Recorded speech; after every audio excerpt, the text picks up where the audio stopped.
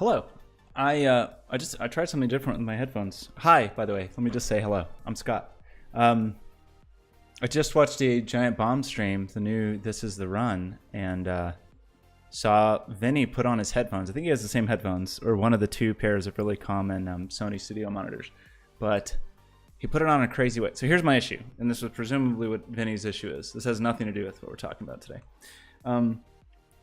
My audio stuff is over here on my right. On these headphones, the headphone jack is on the left. I mean, the headphone cable goes in. It's not even a jack, it's connected. So it's slightly annoying. Like, it means this thing's going across my body. What I usually do is just grab this bundle of cable and run it across my lap and kind of set it over here, or kind of tuck it into my lap, almost like it's a napkin, and do that. And that mostly works okay. And that's maybe the thing I want to do. But I saw him do something crazy. He took his headphones like this. He took them like he was getting ready, and instead of going like this, he went around his head and then put them on like that. And I thought, I gotta try it, because that means the cable's on the right side, but it feels horrible. Like, it's just like tugging against the skin of my neck constantly. That is not, I don't know, Vinny. I trust you, but I don't know about that one. My hair is still wet. Let's go to the shower. Excuse me. Hi, hello. I need to do something that I have been not doing because I've been focused on other things. But I'm teaching my first workshop at PNCA on Wednesday, and it's been a while since I've taught a workshop, but I'm pretty comfortable with that. But this is a different one for me because it is kind of a theory-based workshop. So it's going to be just me talking and pointing out slides and stuff, and that's okay. I think I'm kind of interested in doing it. It's just a little out of my comfort zone. I'm a little more comfortable, I think, doing a workshop where it's like, hey, let's make a thing, watch me, and then I'll come around and help you. And like, it's just easier to fill that time. So it's a 3-hour workshop, and I maybe it was a bad idea to do it this way, but I'm doing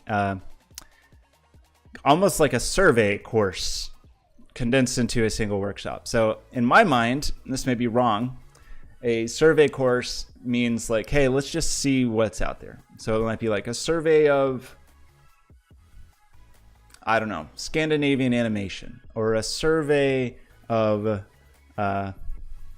mid 20th century film noir. I don't know, just whatever, like some topic area. And basically the purpose of that, in my mind, and this may not be the commonly accepted definition, is that's what you do. Like, I took classes like that in undergrad, that it was like, hey, let's just see what's going on. And I had like, I think I had a survey of 20th century animation, for example. And so I've been thinking and talking a lot about certain aspects of 21st century storytelling. And almost all of that in my mind is covered in the world of games. And I have some biases like in both directions concerning games in that regard, but to me that's where interactive narratives are, I would say, most mature, but at least most common. Like, that's where that trajectory has gone. And so that's the idea, is to teach a workshop that's just like, hey, let's just look at the landscape of what's going on with storytelling right now in the 21st century. And with a heavy reliance on what's going on in games. There's stuff outside of the world of games that I will touch on. I feel like I have less expertise in that world, and also I'm slightly less interested, but those may go hand in hand. So basically what I'm going to do on this stream is just try to dump everything out of my mind and capture it. And so this is the thing I do frequently with projects. I'm not much of a mind mappy person. I'm also not a very linear person, so I'm a very outline-oriented person. So if I'm putting together, if I'm doing any writing, if I'm doing putting together a pitch, or some kind of project treatment, whatever, this is generally my approach, is hierarchical, but definitely not in the right order. And this may be chaotic, this may be ridiculous, this may be totally not an interesting thing on stream. What I hope is that as I'm doing this, that people will drop by and have opinions that prompt me to consider things to include or not include. And so that's kind of the plan, I think. Everything seems to be working, good bit rate. I think I did all the stuff I'm supposed to do before a stream starts. I really don't want to do this right now. I want to get back to working on the extension we've been working on, but let's do this.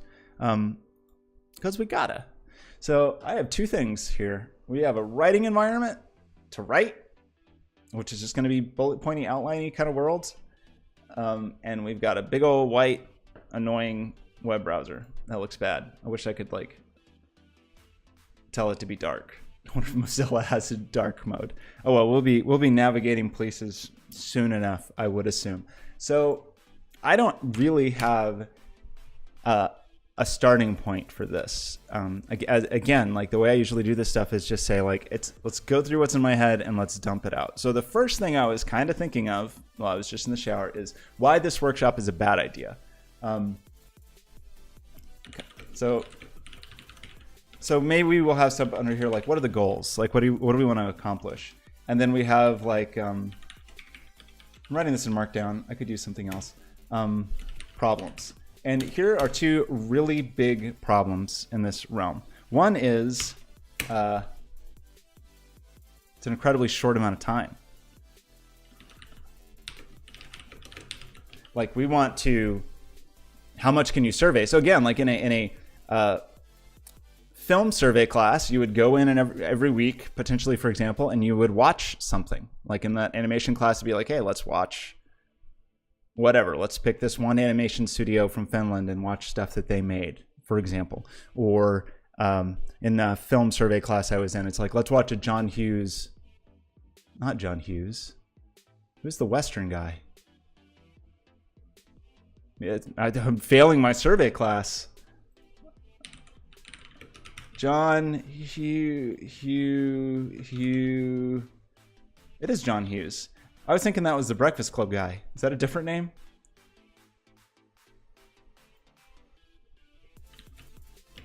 Western movies, John. Well, okay, I'm already doing a... Is it Howard Hughes?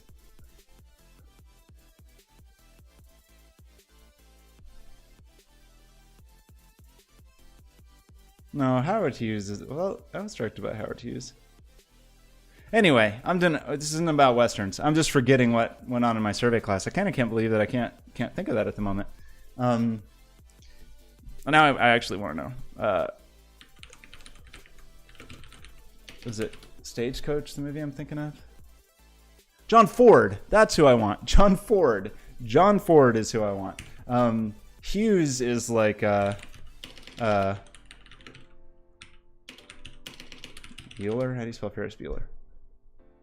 John Hughes. Okay, we're good. John Hughes, Ferris Bueller. Great. Okay.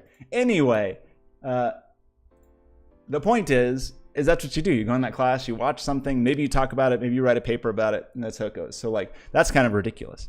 What makes it extra ridiculous to try to do this in such a short amount of time is that these are games. Like, these aren't 10-minute animations or one 90-minute movie. These are games that can be hours and hours and hours long. And so, especially short for long form, what do I want to say? Experiences. I kind of instinctively shying away from saying games. I don't know why. Maybe because there's a stigma. In fact, that's going to be like... we probably want a section that's like later on about barriers.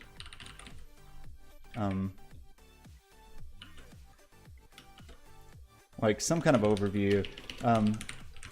But some of the barriers are going to be like, there's going to be mechanical barriers. So this is into enjoying interactive fiction-like games. There'll be mechanical barriers.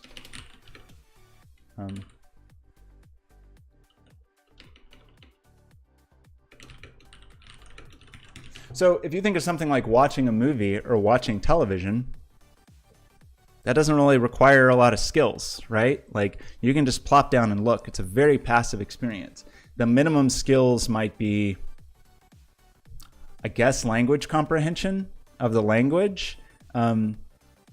There's other things in that realm that there might be like cultural barriers, things like that make it difficult to enjoy. But in general, if you are equipped to exist in a society, you are probably equipped to consume the media of that society, or are familiar with the culture or society. In the case of something like reading, for example, that is a real barrier. And for a lot of large portions of literate human history, most people weren't literate, and that was a restricted specific skill set, so only people had access to that.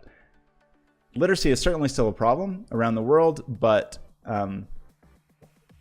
it's much better than it used to be. It's an easier assumption to make, I suppose, that in my day-to-day life, in the part of the world I live in, etc., like I can generally maybe assume literacy in that form.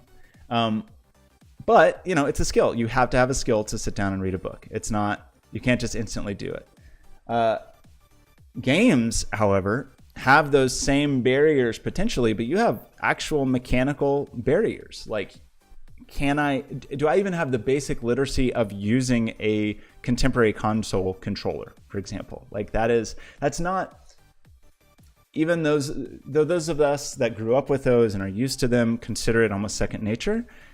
You can't always necessarily make those assumptions. So there are actual barriers there, and that's a problem. We might put under barriers in this, as long as we're in this, like the barriers to enjoying interactive media or consuming. Oops. I would maybe say social stigma, and we'll probably have a whole section on that. Is just the baggage and stigma around the notion of playing games. Do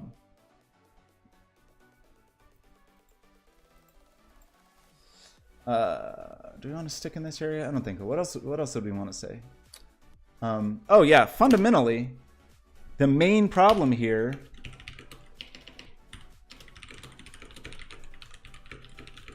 is the whole point.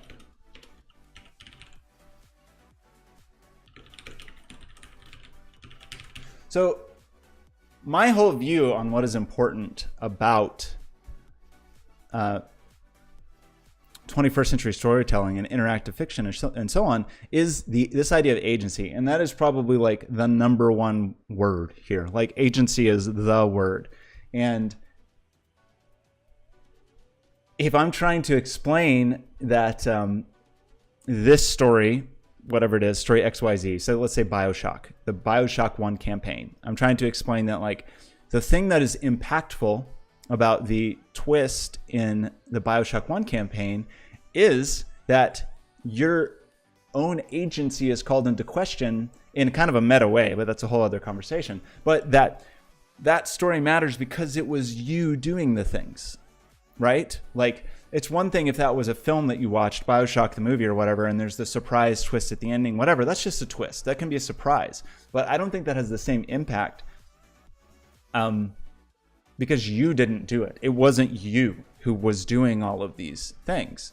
I think that is the realm of storytelling that interactive experiences offer that passive experiences do not. Like that sphere of agency, everything that goes on in there is what to me is special about interactive fiction, and to me is the calling card, is the like defining characteristic of 21st century storytelling in my mind. And so I'm going to sit here and tell you that agency is the most important part, but I'm just talking about it or showing video clips or whatever. And so that's a problem. I mean, that's kind of a problem in general.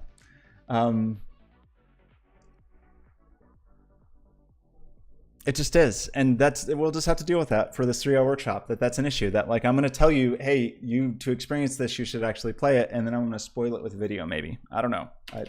I'm still slightly torn on that. Because there's going to have to be some moments that I show you, right? Like, I can't say, okay, watch me do this playthrough of BioShock or whatever. Like, I don't know. Maybe I can find a well-edited YouTube video that makes that a little more impactful. But anyway, that's the main problem with this. So these are the issues. Barriers to consuming. I would also put time commitment down here.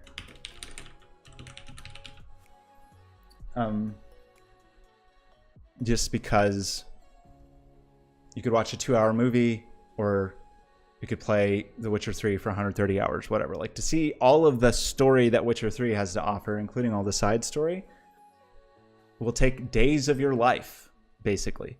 And that's a commitment. That's a major commitment. So what else do we want to talk about? So the goals is a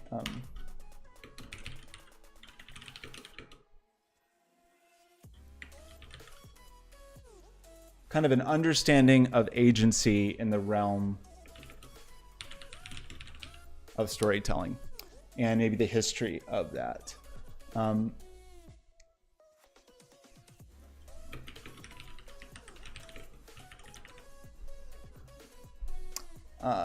Let's see, that's a workshop, that's a goal, that's a problem. What else do we want to come out with? Seeds of inquiry, basically.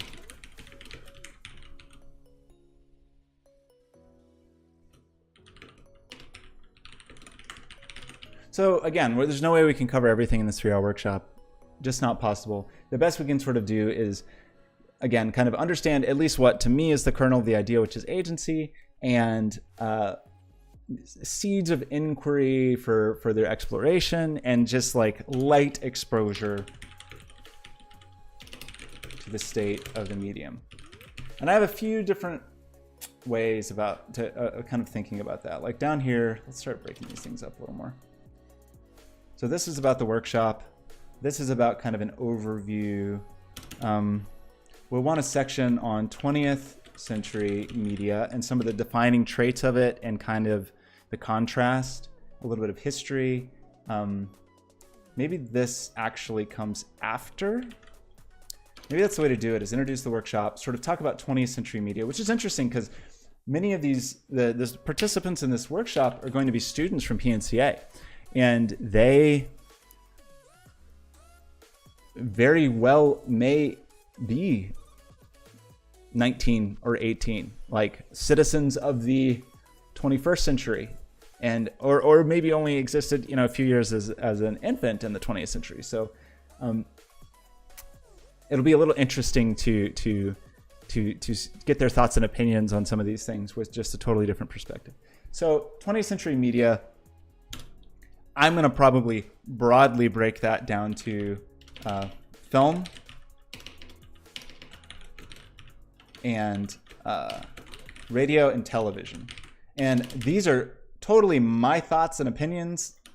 I have a background in media. My undergrad degree is in motion design, and that came with a fair amount of studying time-based media. And my master's is in interactive telecommunications, which has moved into time-based interactive media. So I have thoughts and opinions on this, but I will say they are maybe less academic at this point and more instinctual in terms of a lot of these are kind of my opinions after a lifetime of impressions, rather than like, oh, this is what the book says. So maybe we say my background.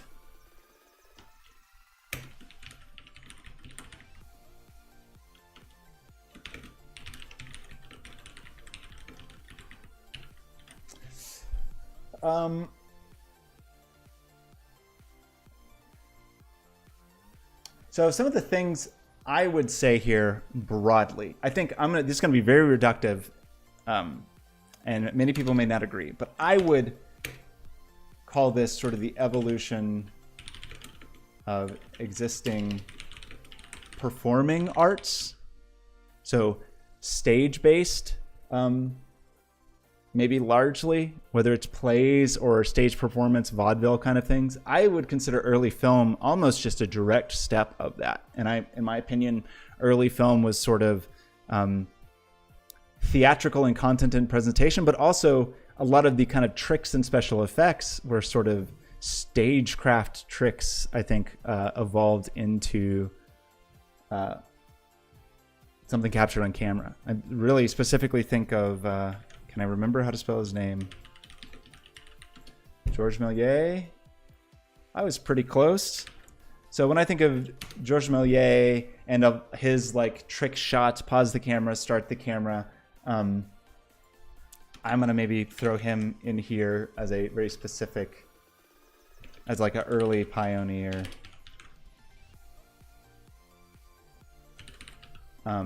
Yeah, led many technical and narrative developments in the earliest days of cinema. So I think he's a good person just to pluck out kind of historically. So maybe we'll look at some, I'm sure we can find some Georges Méliès clips on YouTube of, if you're not familiar with Georges Méliès, I'm sure you've seen the Trip to the Moon poster, maybe the rocket. Yeah, the moon with the rocket in its eyeball is like has become sort of absorbed into pop culture. Trip to the Moon is an early film of his. And they build a rocket and they fly to the moon. Maybe it's like the first sci-fi movie, maybe? I can watch a little more. Georges Méliès. Is this the whole thing? Cool. Don't make me watch an advertisement. I need to just pay for YouTube Red or whatever it's called now. They raised the price. Let's skip this advertisement and let's watch a little bit of the Trip to the Moon. So it's very sort of melodramatic and theatrical and a lot of makeup and silly costumes and things like that. That, again, I think kind of evolved straight from the stage. So one of the things, for example, of the stage, this is silent film era too, is like when you think of the stage, you think of you generally don't have close proximity to the performers. What is this ad? I don't know what that is. So like everything has to be exaggerated on stage. Movements have to be exaggerated. Voice has to be projected. Makeup is usually very exaggerated because people are 40 feet away. This is in strong contrast to sort of later cinematic developments, maybe not even that much later. What year is this? 1902. Within the first few decades of the 20th century, the idea of a close-up,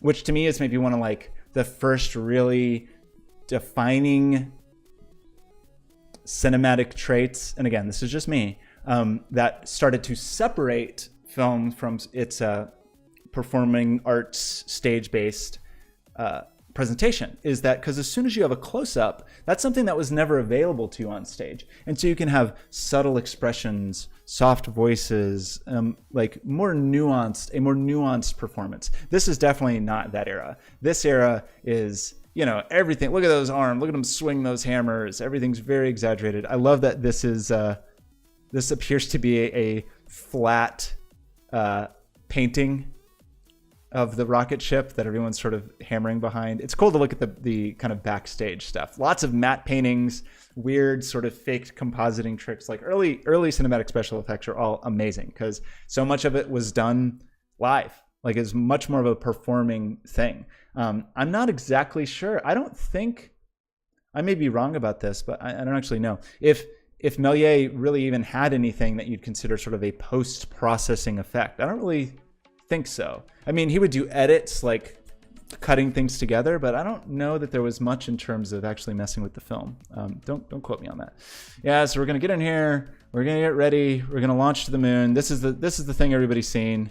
There's the moon. We got some brilliant acting here on the part of the moon.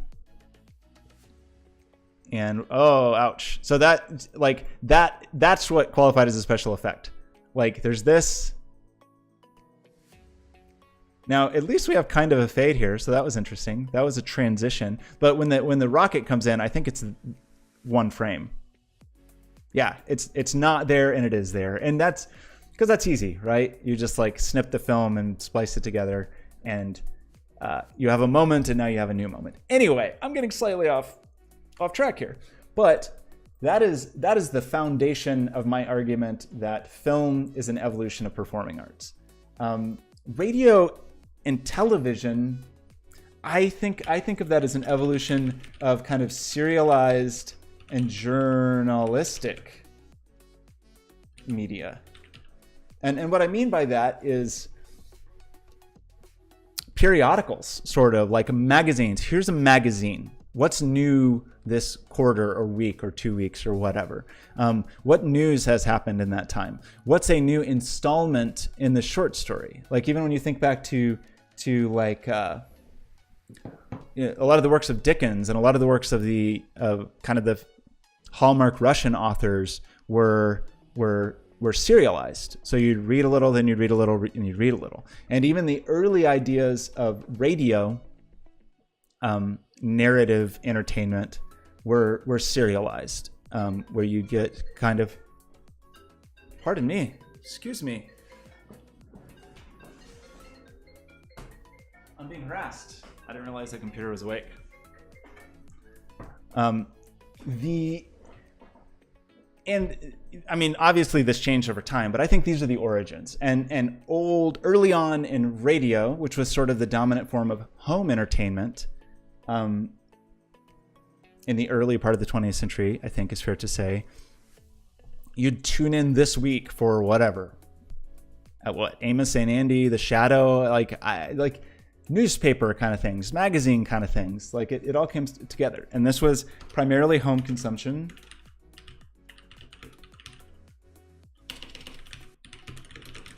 Primarily consumed in the home, I think is fair to say.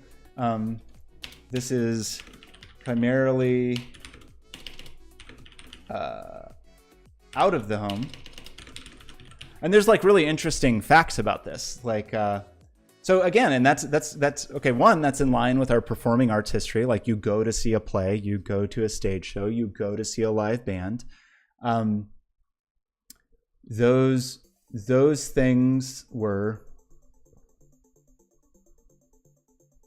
not home experiences, generally, I would say. Some of those things, however, there is an interesting shift here. Maybe we'll add that next. Even this is maybe where there's a weird division or inversion of these two things. So there's an inversion here, primarily not live. And there's so whereas the history of the performing arts that I view this as an extension of were live, in things in the film or cinematic world generally are not. Like they are pre-captured and edited and so on, and then that is distributed. Now there's exceptions to this, like exceptions like live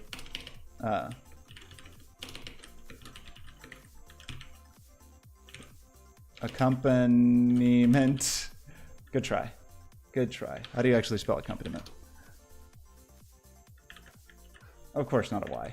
I was close. Okay. So like in the silent area, you might have live music accompaniment, etc. But there's a contrast here, right? There's a thing that's like, oh, previously these kind of performing arts, you went and saw live people do things. Now you went and saw recordings or captures of living people doing things. That's an inversion here, I would say, where aspects of the previous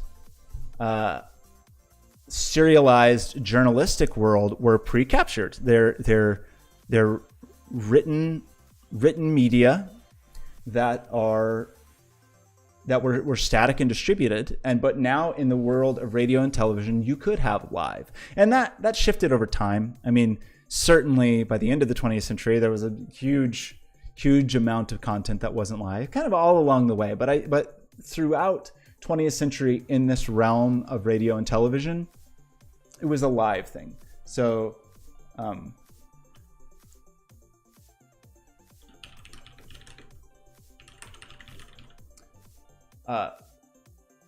now none of these are fully true. You know, none of these. It's not entirely black and white. But hopefully, the point I'm making here makes sense, and hopefully, it doesn't seem too insane.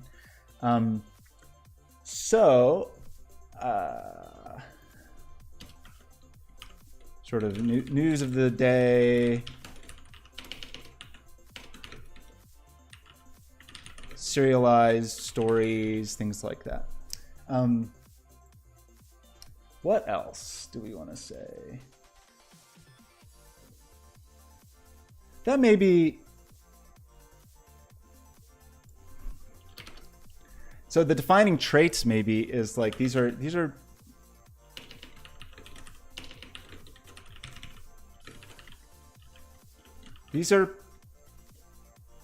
primarily passive media.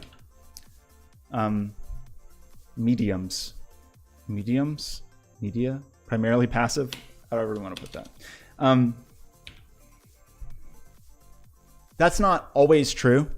I can think of exceptions to that. One, like in the film realm, you could think of something even like Rocky Horror Picture Show or something like that has a performative live aspect associated with it, where there's some audience participation. I could think of, in the realm of radio and television, for example, on the radio or even live on television, call-in shows where people can sort of call and materially participate and guide the content of the show. So exceptions like participatory film screenings or radio, TV, call-in shows, live audiences, kind of, although often the live audience is somewhat passive. There are examples of audience shows where the audience votes, for example, or the audience game shows would be participatory. Video call-in shows, live audiences, game shows, like there's some agency there. But that agency is often restricted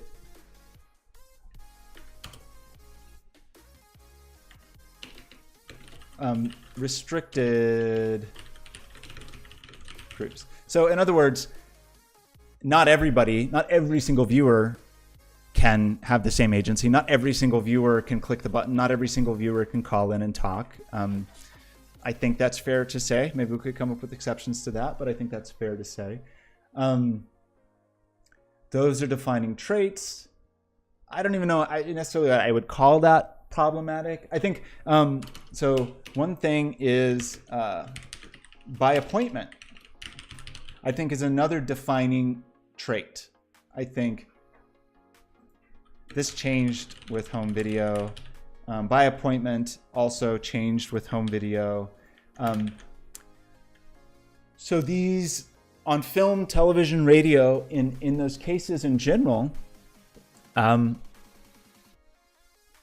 you watched it when it happened. Excuse me, keep hitting the microphone. Or you missed it, right? Like if your show is on at Tuesday at 8 p.m., especially early on before things like home video, or maybe even later things, I like DVR, things like that. I'm going to include that in the home video realm.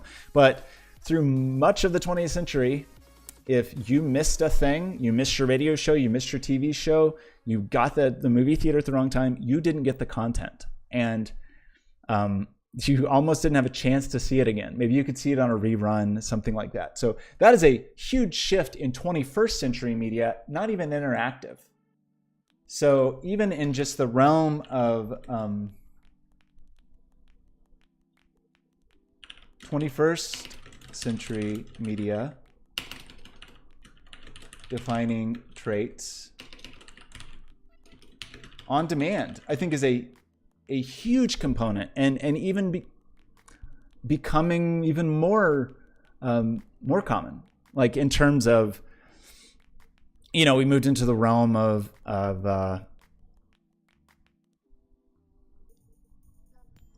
like home video, like I mentioned, you can just pick something and record. That then started happening on demand cable kinds of things. That started happening especially with things like Netflix. Netflix had a form of on demand. Remember, initially that was just send me something in the mail, but it's still on demand. And now, of course, you just stream all that stuff.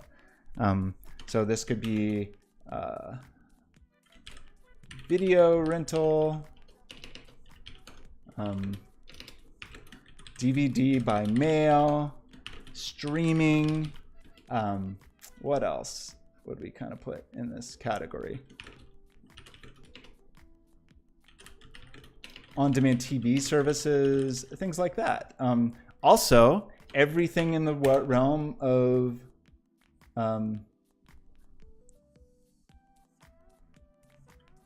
live streaming, like Twitch, YouTube, all of those things. Like now, what's funny though with those, actually, live streaming, I would say doesn't fall in here. My mistake. I would say that live streaming is this. is a almost interesting reversal where now suddenly there is a time and a place that matters on Twitch to see something. And that is maybe somewhat counter to some of the other defining traits. And maybe while we're in this, we can say that it's somewhat democratized.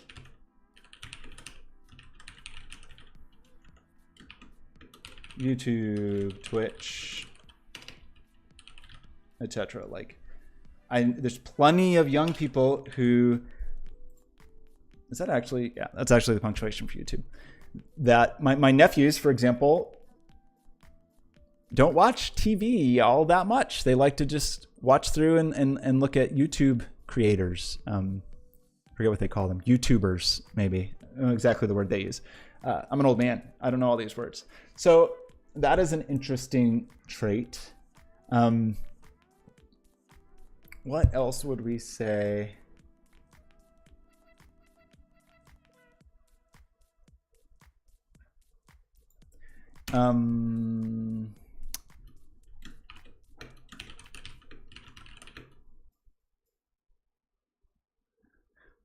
Let's see. By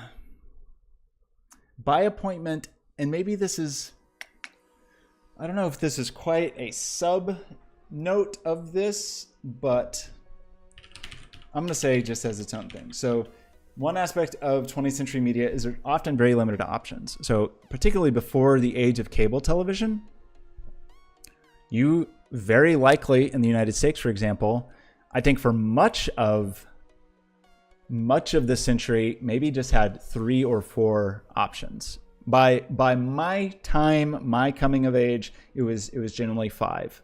So if you just had a TV and you stuck up your rabbit ear antennas, depending on where you lived in the country, you would probably have something like the local PBS station, public broadcasting, probably an ABC affiliate, a NBC affiliate, a CBS affiliate, and a Fox affiliate. So you maybe only had 5 channels.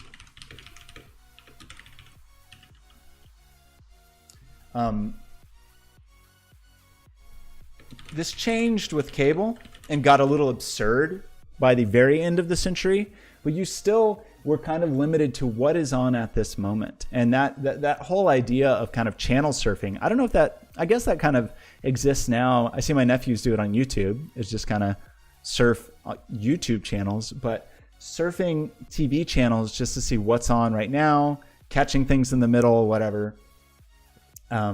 I'd say kind of peaked at the end of the last century when we had an insane amount of variety, potentially, depending on where you were in the company and your cable provider. But also that's what you had. And you could only tune in if a movie was halfway over, you tuned in the middle of that movie. And that's kind of the current state of television in that realm. And to be clear, I still consider film and television 20th century media. Even film and television content that is created now,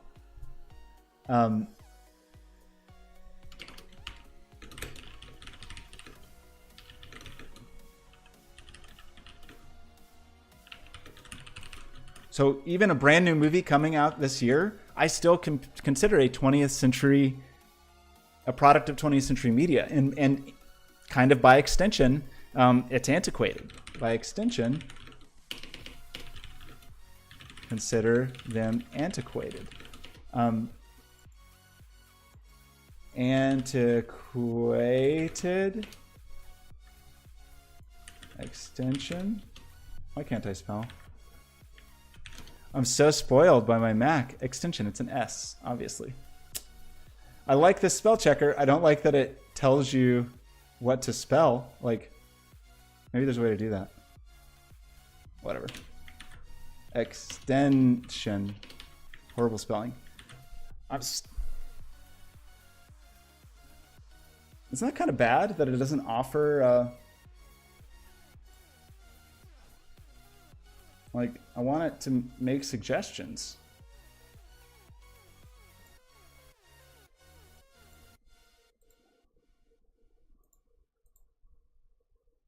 Is that a thing I can do?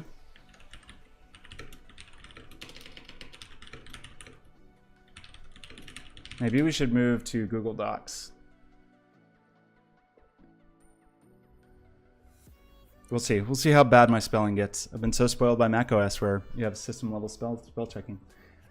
Okay, so yeah, I mean, I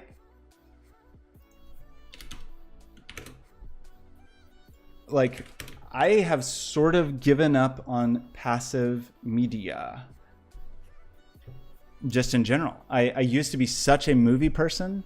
I watched movies voraciously. There was one year, I think maybe like 2003 or 4, let's say, where I think I watched something like 280 movies in the year. That's when I first discovered the DVD rental of Netflix. I used to always go rent movies all the time, all of these things. I was a movie person. And now, I don't think I've watched a movie. I'm not sure I watched a movie in 2018. Maybe 1 or 2. Like, it's just so rare. I'm just not very interested in these passive experiences. And I guess it's because I'm so focused on this 21st century storytelling that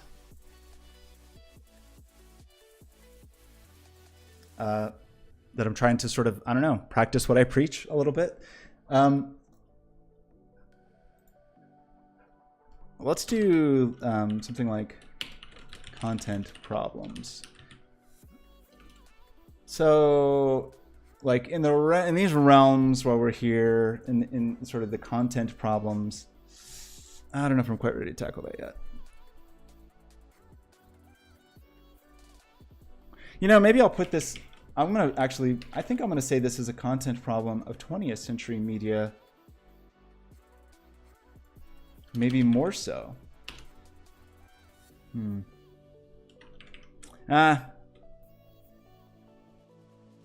know, I would say maybe this is a thing. Somewhat democratized. Let's see. I'm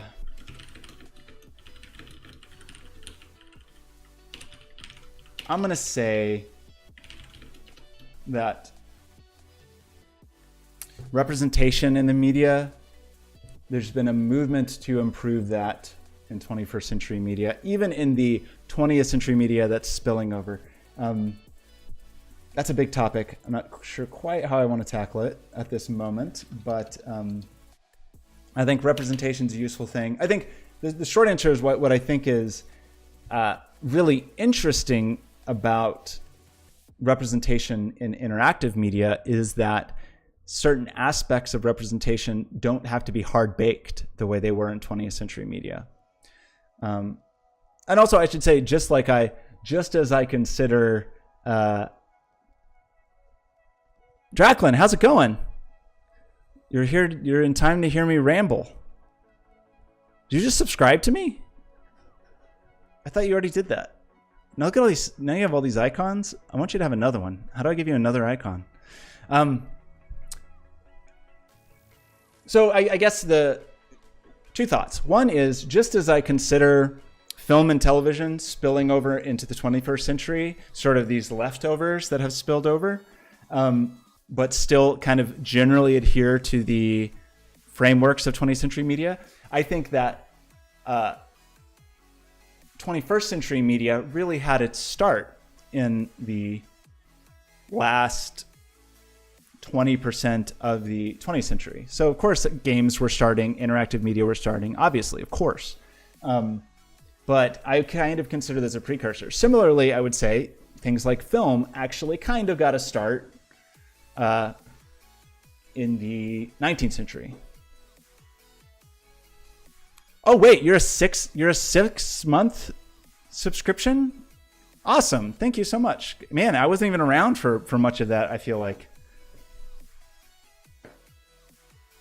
I need more subscribers. You might be my only subscriber. That's okay. You deserve a special icon. So anyway, the short, maybe we'll dive into this a little more later, but the idea of representation here is kind of, in the world of film and television, generally a person stood in front of the camera and that person was captured and they were what they were. They were the color, the gender, whatever. They were the person they were. Whereas in interactive media, you have a lot more flexibility to fill in the blanks with how a person is represented. And I think that can often be a good thing, although it's still problematic broadly. So let's put that there. So how are we doing here? Look at this. We got all this nonsense. So kind of general defining traits. I think that's most of what I wanted to say kind of about film and television. I'm sure I will come up with more thought on that.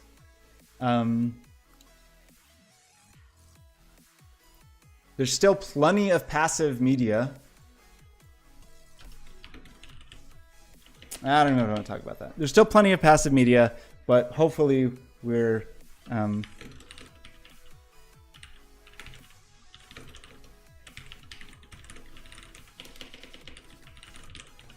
more opportunities for non-passive experiences, let's say. I already am hating this wrap. Maybe we should just bump this. Maybe we should just jump to Google Docs. I wish you could have a dark background. Can you?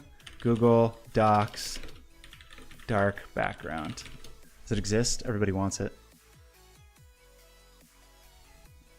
Dark mode to Google Docs. Dark Docs extension. Very exciting.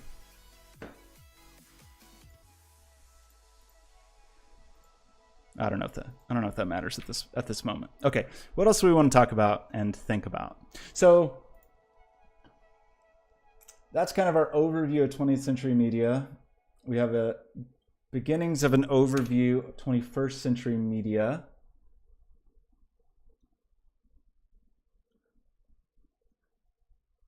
Maybe this will be sort of broadly 21st century media, and then we'll have a focus on interactive media. Under that,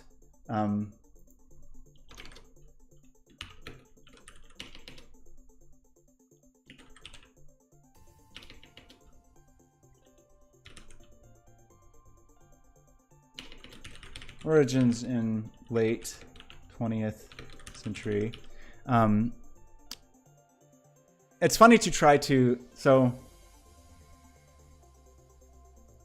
in the realm we're looking at, which is kind of interactive narrative and interactive storytelling, it's interesting to kind of try to find the origin of that because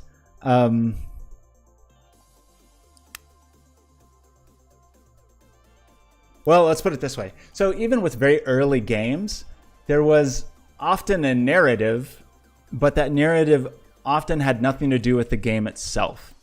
And that is a problem that still kind of exists, even though they've merged. But I'm talking about where it's more like you had what was on the screen at the arcade, and maybe there's a broader, more lush, realized world painted on the side, of the arcade cabinet. But you know, that's just kind of tacked on, or you get a game that's a really early Atari game or something like that, for example, and there's kind of no story to it except for what the manual has. Like you open up the manual and it has a few things. Jablinski games, do I need that? Is that important? I think maybe you told me about that at one point. Oh, is that Jack Black? Is it good? Should I check it out? He's got, look at all his videos, 6 whole videos. He has made 6 videos and they all have so many millions of views. Good grief. Okay, I will check it out. Thank you for pointing me in that direction. What was I talking about? Oh yeah, like the origins of narrative. So origins in late 20th century. The narrative connection, maybe we'll call it. So began very disconnected. So again, it might be the arcade cabinet art or the manual that you pick up or some kind of precursor, like a screen at the beginning that tells you the story before you start and then you play, but not very tightly woven. And that interwovenness is something we still talk about, and now it has a term, ludonarrative dissonance. Ludo being the gameplay part, narrative being the story part, and we still talk about those issues. Although now when we talk about it, we kind of think of it in terms of a complete connected experience, and I'm talking about a much more disconnected thing. And when you try to find kind of what is the origin of of an intertwined story. Like what was the first game that had the story and gameplay try to be intertwined? And some people will tell you, I think it's fair to say, first, or at least very early, cutscenes were in Donkey Kong. And I think that was even before, I'm pretty sure that was before Miss Pac-Man. I think it was the same year because Miss Pac-Man also had the cutscenes between levels. But this idea of that there's a gameplay and you play, but you're progressing through a story and you see bits of story. And at that time, it was very much an A-B thing. And really, through much of gaming in the 20th century, there was kind of a disconnect between this is a story moment and this is a gameplay moment. I mean, even especially when you think of kind of technological limitations, where often, for example, the gameplay moments were real time and the story moments were pre-rendered CG, for example.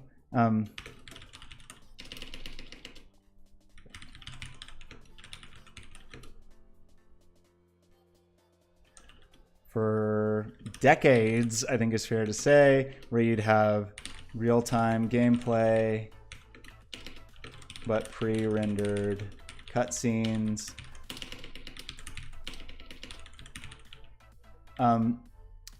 Which has continued to improve. And then, I mean, you know, now we kind of consider the state of the art of that as maybe the God of War game from last year, where there's no cuts, there's no anything. You're talking, there's a scripted cutscene, and then totally seamlessly you're playing the game. And that is, I think that can help with a sense of immersion. And I remember specifically with God of War. In fact, God of War is going to be one of our big talking points, I think.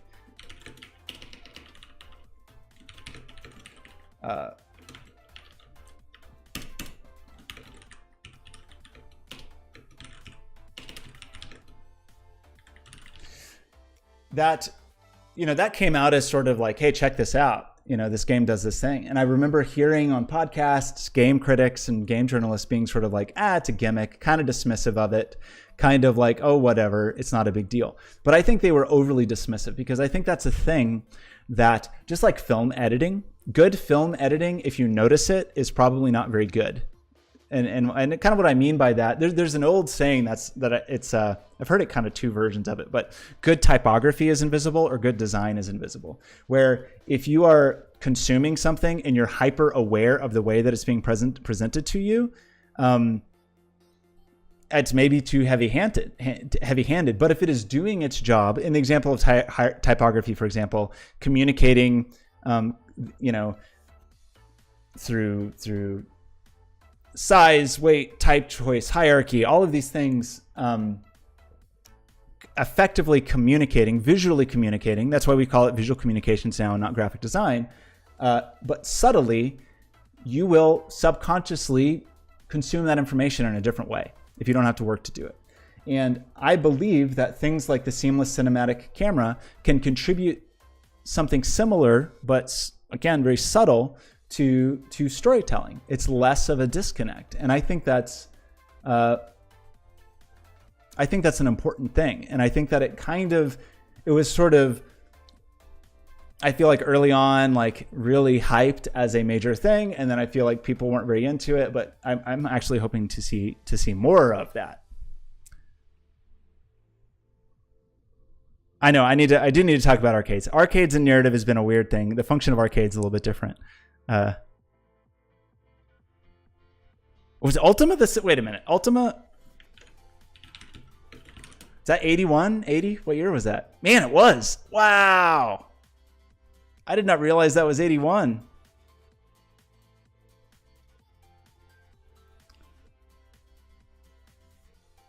That's pretty impressive. I thought that was later.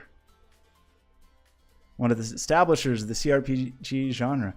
I don't know. Maybe I need to reevaluate my. I mean, Donkey Kong is sort of the popular consideration of this. Let's see. We citation needed. So basically everything I'm presenting right now is just out of my brain. So it is very possible that things in my brain are not true. But I do think I've seen that before. Sort of citing Donkey Kong as a early connection there. So today, much more seamless today, but Ludo, oh my, how do I even spell that? Man, I don't like not having integrated spell checker. Okay, it's spelled exactly as I would have thought.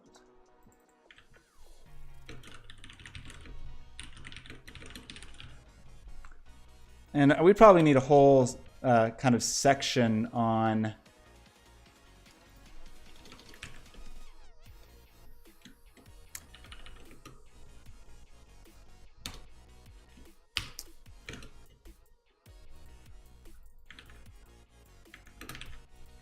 oops.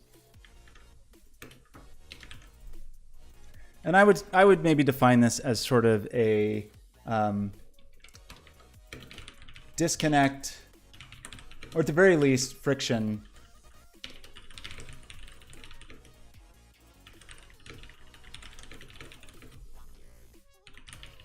and I think the kind of poster child for ludonarrative dissonance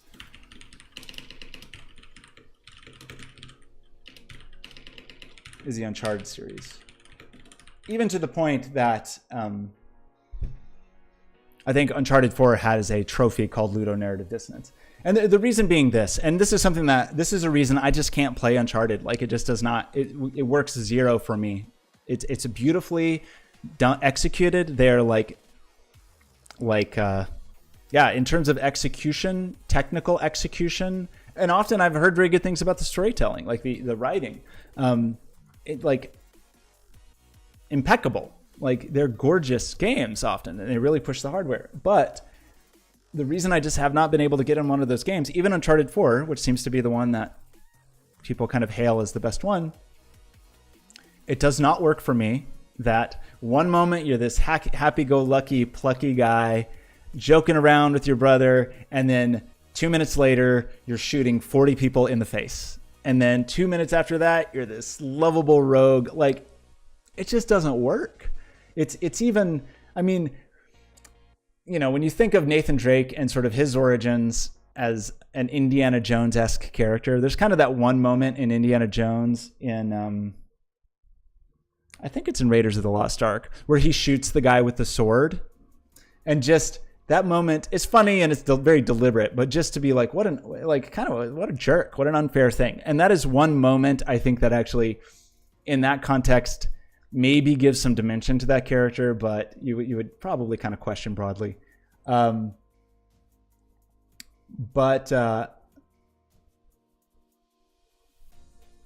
That's kind of all of the Uncharted games. It's no like out of character thing. He's just like a mass murderer. It's a weird. It just doesn't work for me. I have a real problem with shoot people games in general for that reason, because I feel like, I don't know, the narratives are never.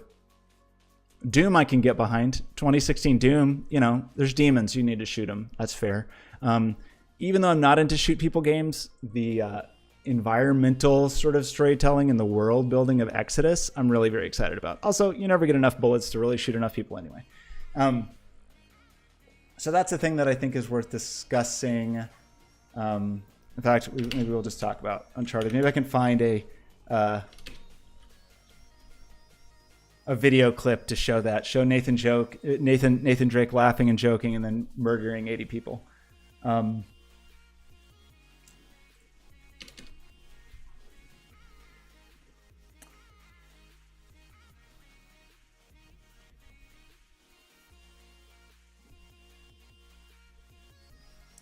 What else do we want to talk about?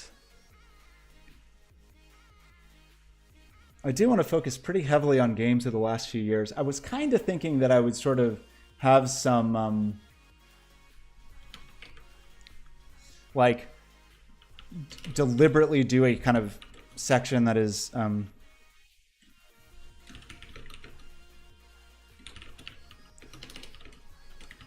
of the top games of 2018 and say kind of look at those and look at what they do narratively, but also look at maybe some older examples. I really kind of want to talk about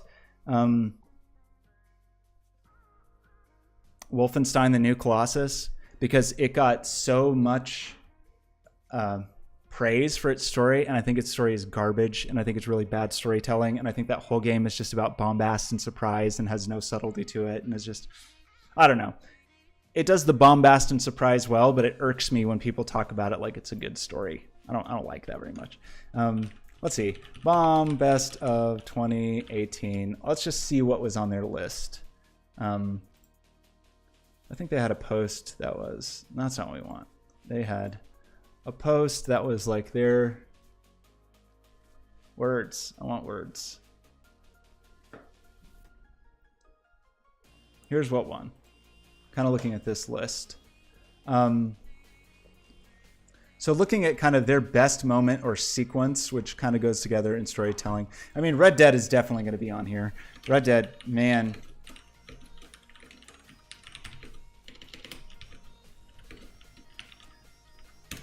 I mean, my personal perspective is amazing story. I'll say story moments, because the overarching story I'm not totally convinced by, but constant battle with systems and controls. Like, that's problematic. So they gave... I thought Marvel Spider-Man was... Ugh. I mean, maybe we'll look at it, but it's so by the numbers. Like, it is so...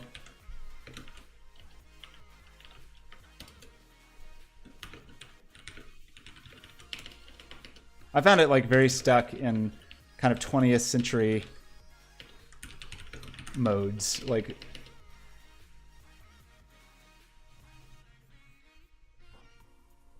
I'll call it modes for now. Like, it just, I don't know. I wasn't very impressed with it. It was very beautiful, technically very beautiful.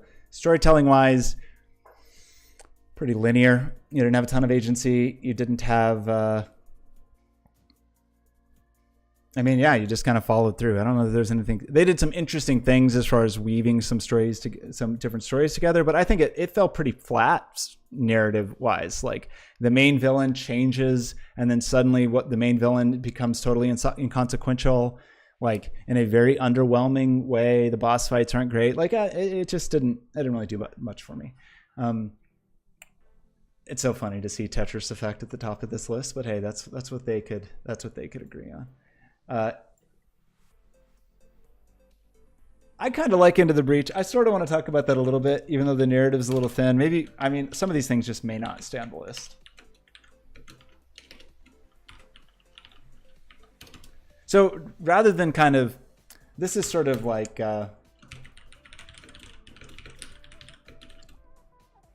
game. So there's kind of no room for ludonarrative dissonance in Into the Breach, because basically they came up with a gameplay structure and then they built a narrative that fully supports it. And I actually think that's really, maybe it's sort of required now, but when roguelike games demand a narrative excuse, I think it's pretty funny. I kind of like it. Actually, I kind of like it in general when there's sort of in-world justifications for things like death. Like, I thought that was always a cool thing about Dark Souls, where dying was not just... Dying's part of many games, but in that case, dying was part of the narrative and mechanics of the game.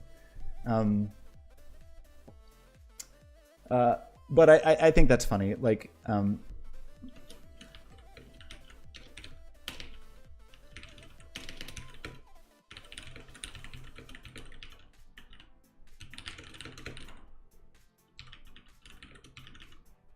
call it a rebooted world. Can I not spell anything? Why can't I spell anything? There's no I in there. Man, it's disheartening to see how bad my spelling has gotten.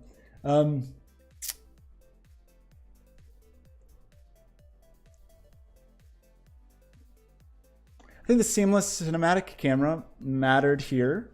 I think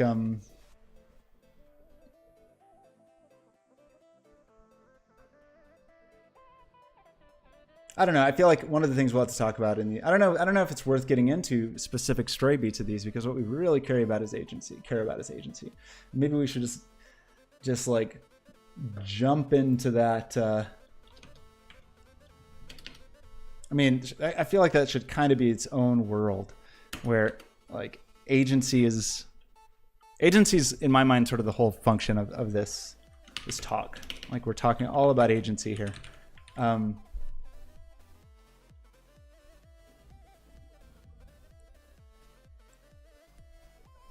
And I will just say, kind of in my view,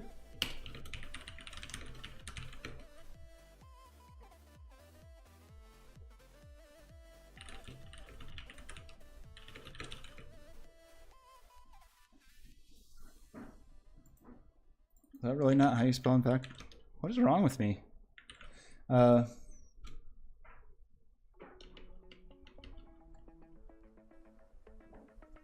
How do I want to put this? So, like, the general idea is one of the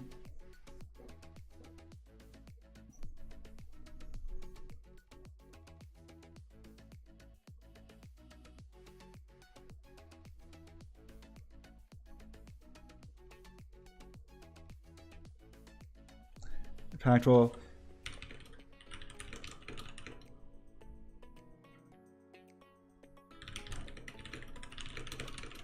And I really believe that. And that to me is like, that's the deal with 21st century media, is having agency, is that there is a realm of narrative impact that is just not available to you if you are not the one steering. You know, like you can sit, certainly there's incredibly impactful films and television series and all of those things. Absolutely no question, of course. But there is a realm of impact when it's something is the result of your own actions, your own choices, the consequences of your own decisions. And I think that's really cool when it's done well. Sometimes it's not. Sometimes it's done very superficially. Let's just have some examples. So a really common one is moral agency, I would say. And in this world, I would say this is very common.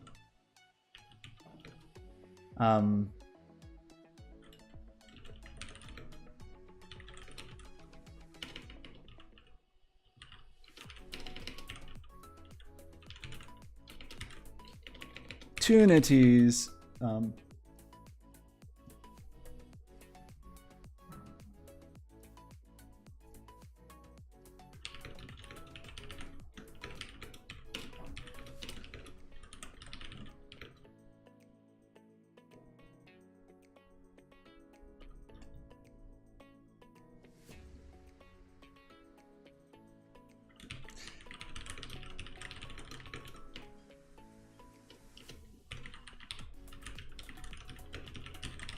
Can be broad.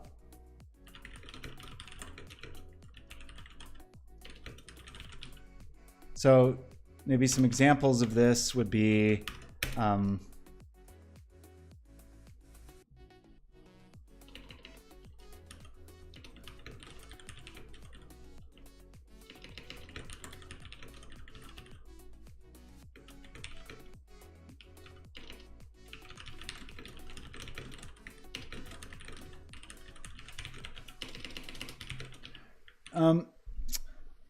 Arthur's honor system. Now there are narrative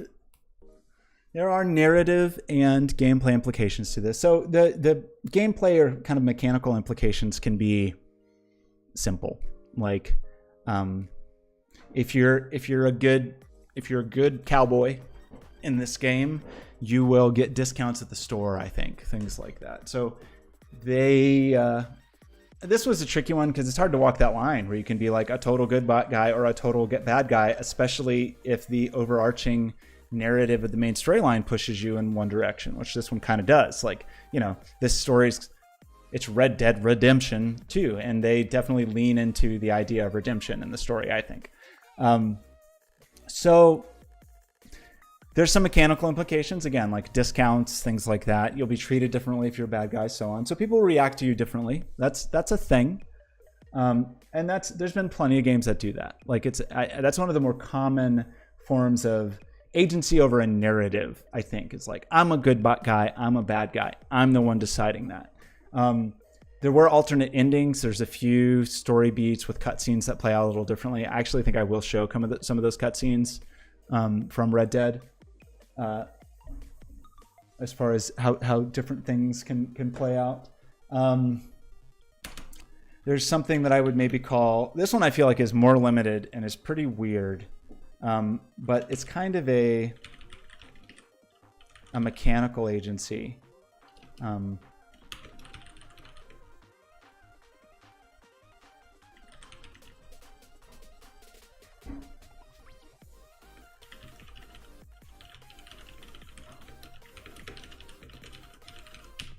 This is a hard one because I actually feel like this is one of the,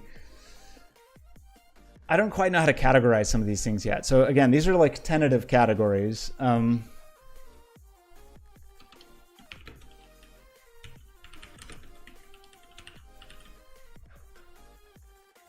Tentative.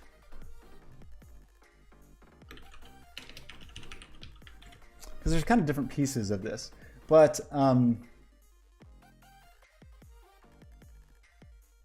and maybe these are all subcategories, but the thing that comes to mind specifically is the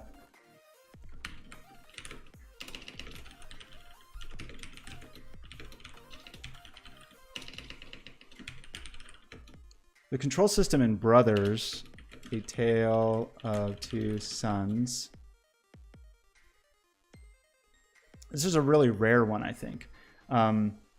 If you haven't played that game, I kind of hesitate to spoil it. I think it's very worth playing this game because it's one of the few games that I can think of that makes you feel loss in a physical way, in a tangible way almost, that I think is pretty rare and pretty interesting.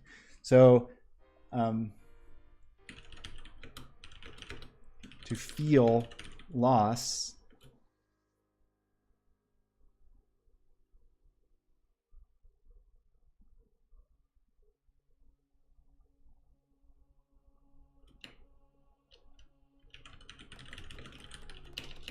Say physically feel the loss of a character. I think it's really rare. It's a really rare special thing that I can't even almost think of any examples of that very specific instance like that.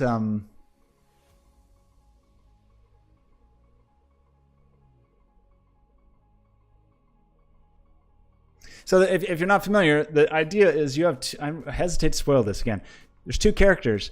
You control one character with one stick, the other character with another stick at a certain point in that game. And it takes a while to get that. Like, it's a clumsy thing. No one's quite used to that. It's pretty clumsy to do this, but you eventually get it. You get these two characters working together. There is a moment in that game when, without going into it, one of those characters is not available to you. You physically feel it.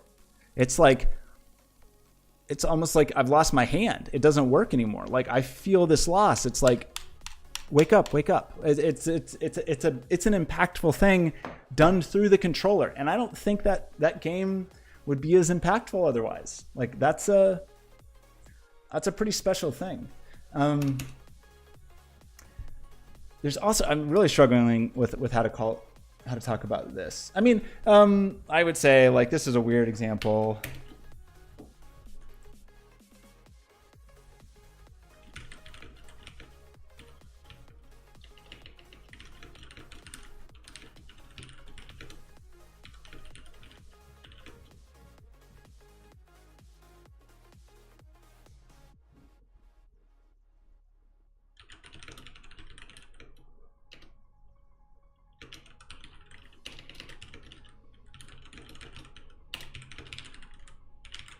So it's kind of a weird one, but like when you play Heavy Rain, I gotta stop hitting the microphone. You got to do all these movements and you got to do stuff, and it's like I think the aim of that, I don't know if it's fully successful, but it's sort of like by actually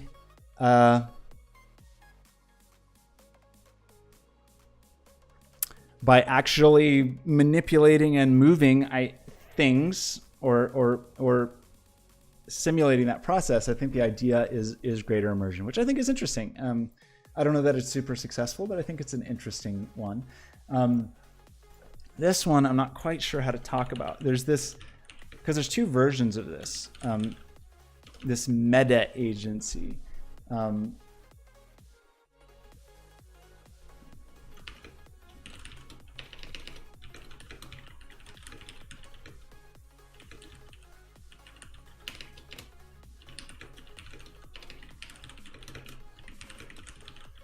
So for example,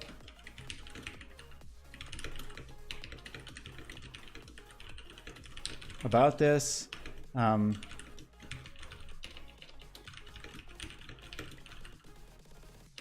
that's not it. Kindly.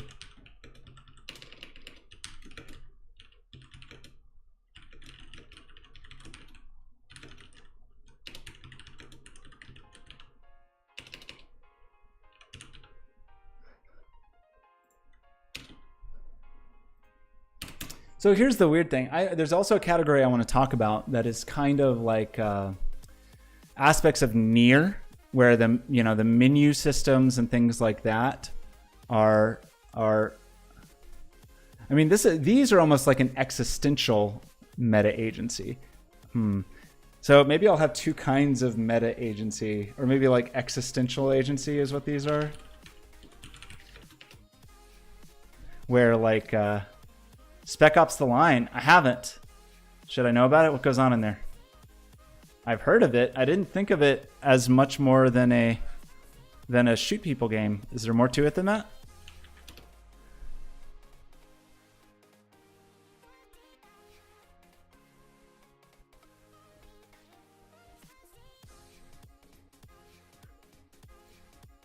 Oh, are you thinking that in line for like moral agency?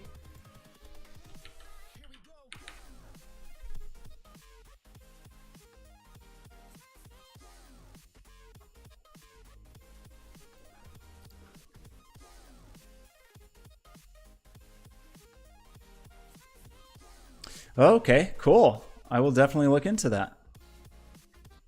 I'm scanning the Wikipedia moment. The Wikipedia. Cool, great. Face shootingness is called into question. Okay, that's fair. Actually, that's a great. Okay, I want to separate existential agency and meta agency. I think because. So you're thinking this is kind of an existential agency, like your role as the player is kind of called into question, right? So let's maybe talk about Spec Ops in here. I will have to look into that more. But I just also realized also that like Undertale, that's basically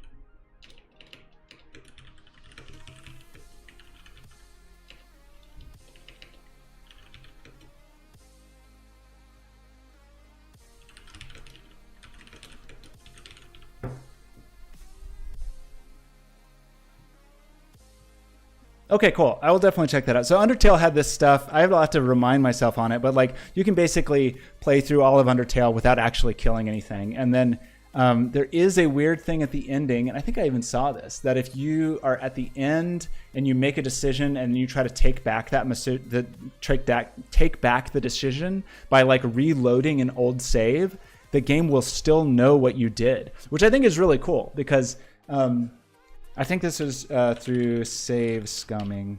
Is that the term? We call it save scumming? Is that the word?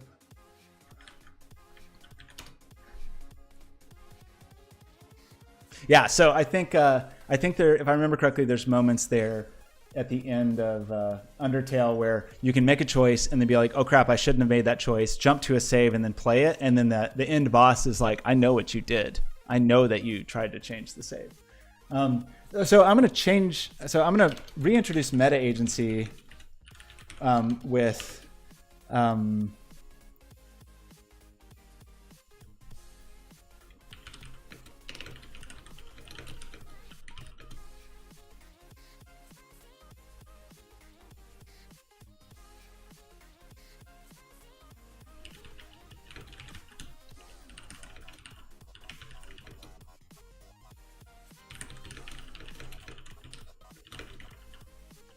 So what I mean by this are instances where, like in Nier, for example, the menu system of Nier feels like a menu system, but then upon the second playthrough, I think you realize like, oh crap, that was actually like the calibration system for this Android. And when the kind of man, I kind of wish I hadn't done this. I feel like Nier sort of shot themselves in the foot in terms of how they handled their DLC. I did not play the DLC because, well, spoiler alert, if you play Nier and you beat Nier and you want the actual ending of Nier, you basically have to sacrifice your playthrough of the game, like delete your memory, sort of. Like the kind of the memory of your Android, like delete everything, delete all your saves, delete everything, which is super cool and super crazy, but also annoying when it was time to play the DLC. So I will probably put into this category. How do you spell Nier? I think it's spelled like this.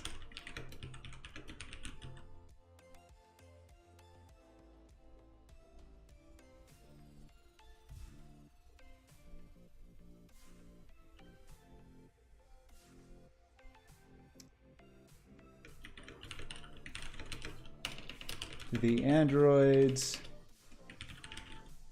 and the Nier Autumn androids and the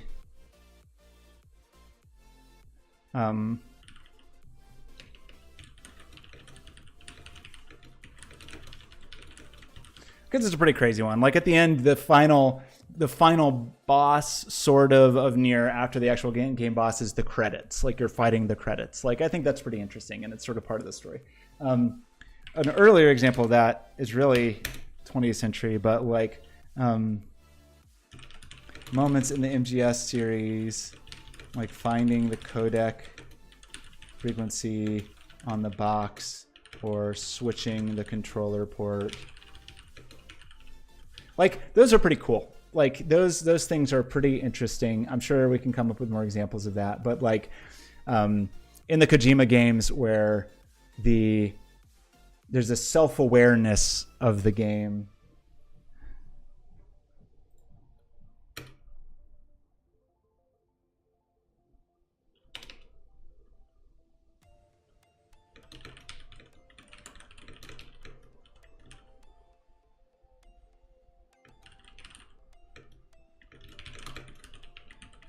Maybe this should be called existential. I don't know. These names I'm making up these names. So what do we have? We have moral agency, mechanical agency, meta agency, existential agency. And just to recap those, moral agency is like, I'm a good guy, I'm a bad guy. It's a very common one. Mechanical agency is when some of these actually maybe are kind of mechanical, but I feel like they're mechanical in a meta way. Like these are, I'm gonna kind of limit mechanical agency to like sort of a physical thing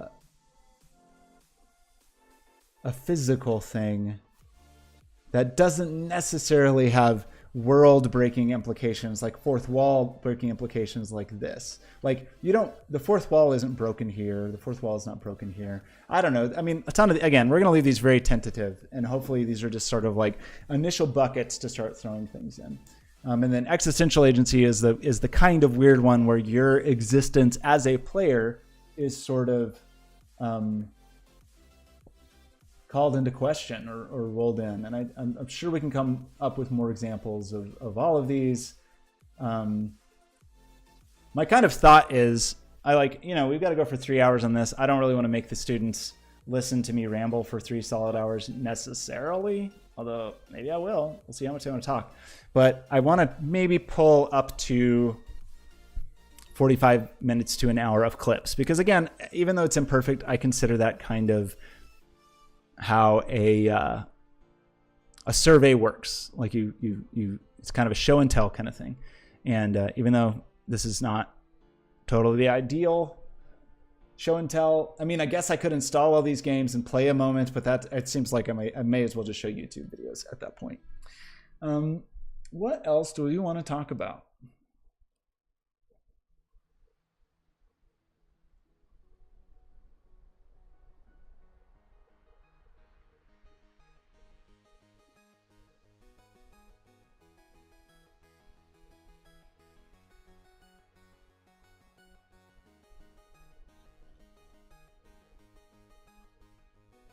I don't know quite what to call this one. I think I'm just gonna call it like branching agency, where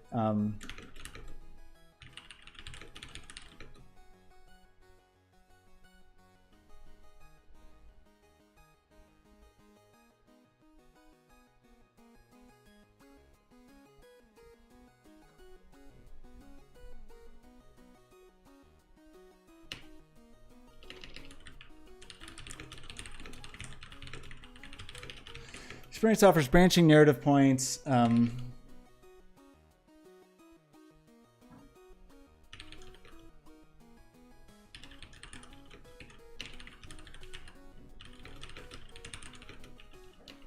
like the name player in this. I feel like player is not quite what we want. Like viewer isn't right. Participant maybe is more what we want. For different participants.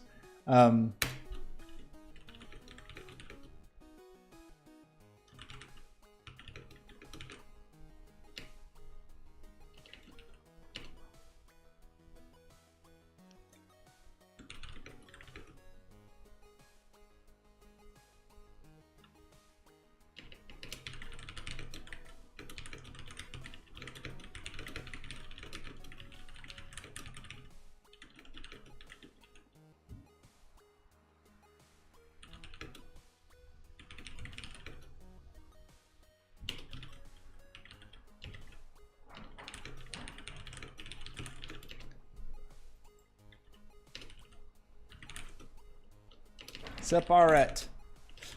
Okay.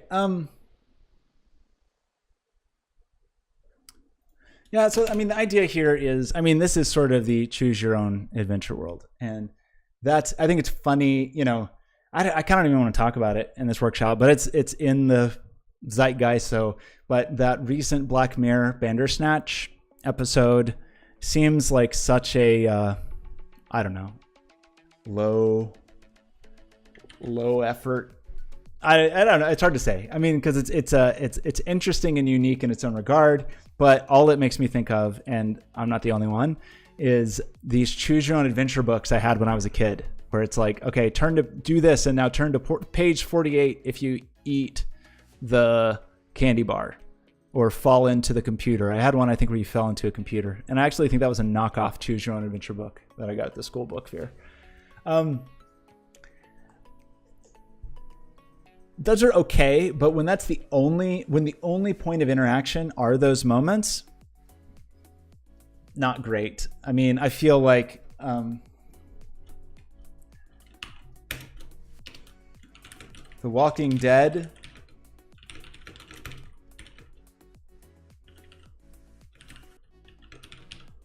that was kind of the thing about the Telltale Walking Dead series, was like feeling like, oh, I made these choices and they have outcomes, and it wasn't too much more than that. There were more moments of agency that I feel like made you more invested in the characters and so on. But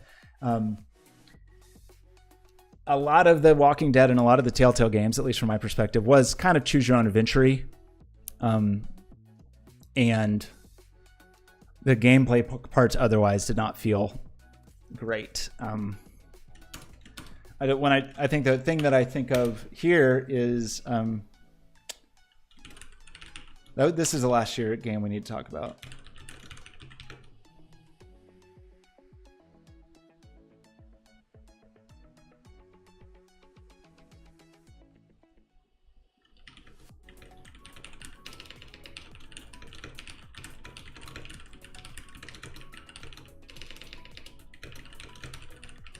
So that's almost kind of a meta thing, right? Like in Detroit Become Human, where after the end of each chapter, you can see all of the outcomes. I think that was pretty cool.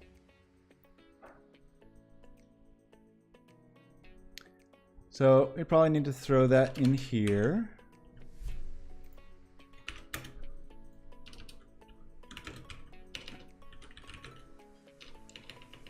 Oops, that's not how we want to do this.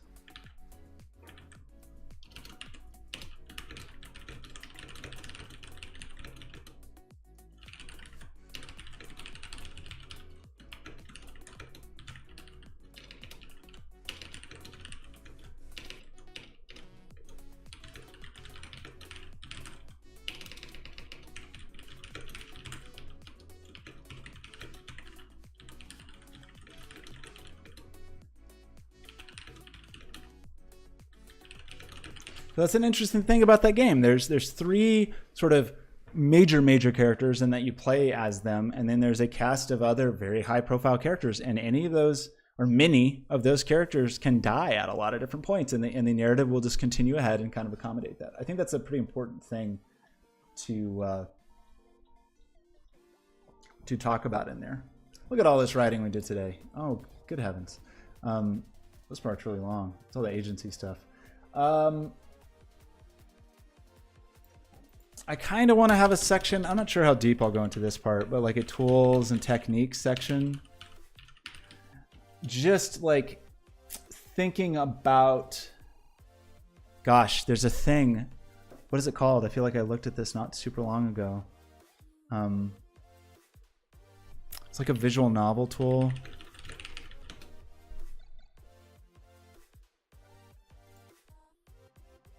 Oh man. Anybody have any clue what I'm talking about? Like,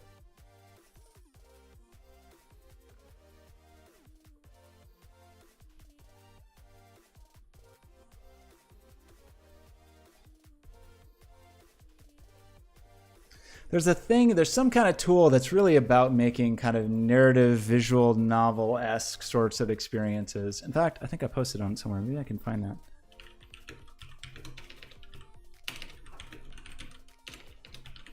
I don't know if people, this was from a few years ago. I don't know if anybody uses this thing anymore. Let's see, what was I talking about?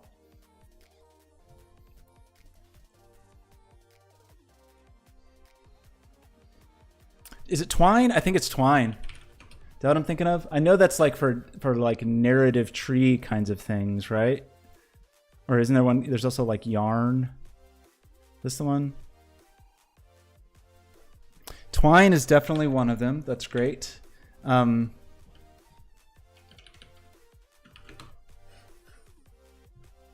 nonlinear stories. That's not the one I'm thinking of, but that is a good one. What is the other one?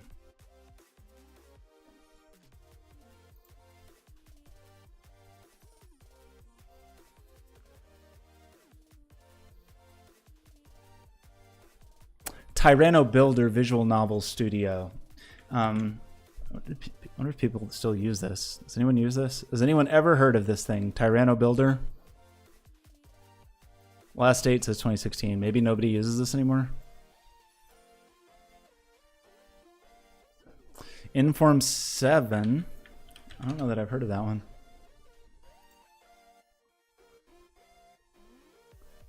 Natural language stuff. I think those will be good for like for nonlinear narrative kinds of things. So just to expand on what the audience here is, this is Pacific Northwest College of the Arts. So they are artists and designers, and maybe will not have, even though they're taking these workshops in the make think code path, they may not have super strong technical skills as far as programming. So these tools are good for, I want something a little more broad. Like I wonder what, like what's the state of the art that people use for visual novels, for example. Like, I wonder what's the most popular. How could I find out such a thing? Novelty, visual novel maker. Making your own visual novels is becoming much easier. I don't know why I'm searching for this over here. It's just me searching for nonsense.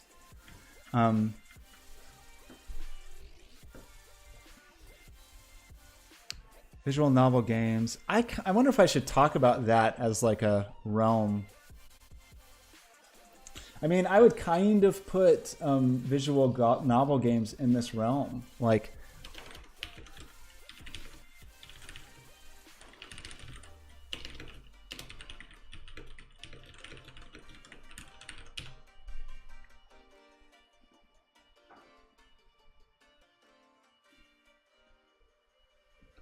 visual novel maker. I just don't know.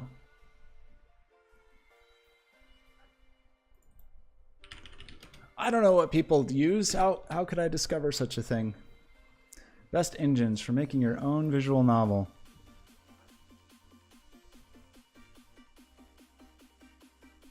Ren'Py. So this one is the one I'd seen before. Seems like people...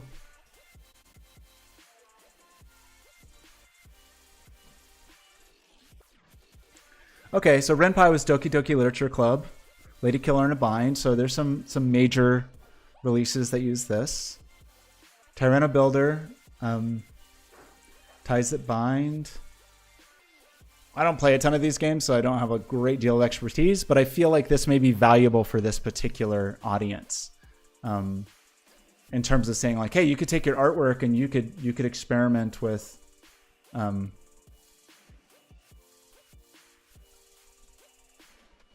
$60. I mean, kind of drawn to Ren'Py. It has some major releases here, and it seems to be free.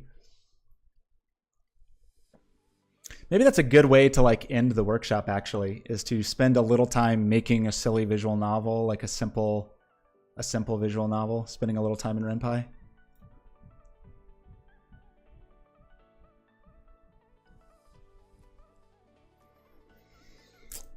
Let's consider that. Okay, I have been streaming for an hour and a half. I am going to take a short break, and I will be back very soon. Let me...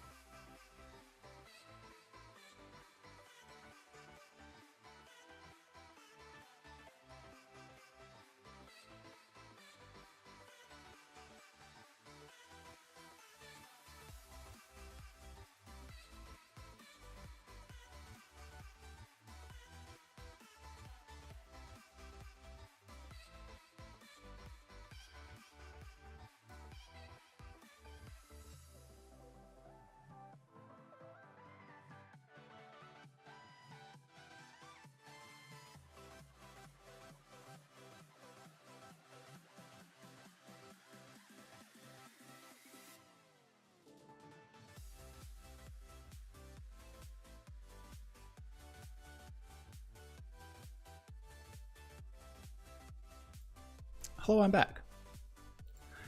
Okay, so 2 things I think. One thing I think is an important point to make. 3 things, actually. Here's 3 things we're going to say. Let's say our last step is this. Experiment. So I think one important thing to say is that where do we want to put this?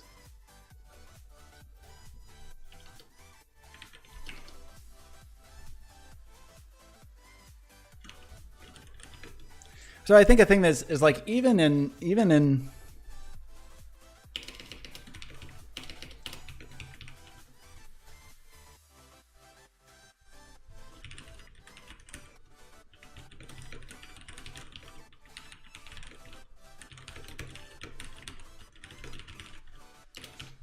and I think what I want to express there is that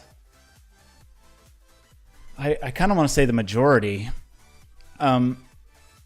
Well, let's look at this list again, for example. Jumping back into... No, I didn't want you... Can you just join this? Yeah. Like looking at these games, the agency you have, how many of these games do I feel like you have?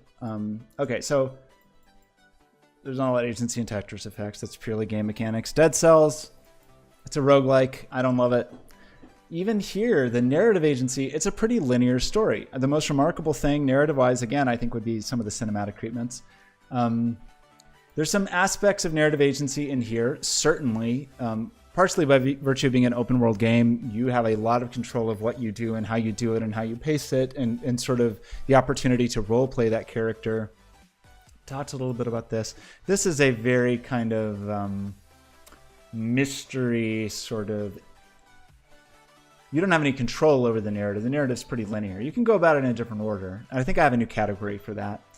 That's relatively linear, except for the open world stuff. This one I do maybe want to... a category for games like Hitman or Metal Gear Solid 5.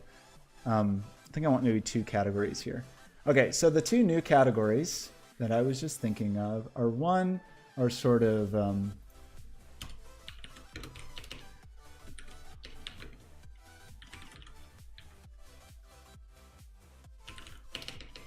discovery or exploration based agency. And what I mean by that is narratives that unfold through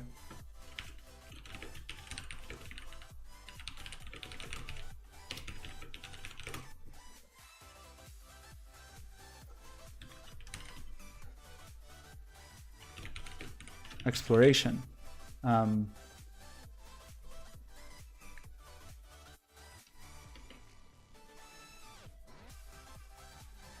What other game did I just say?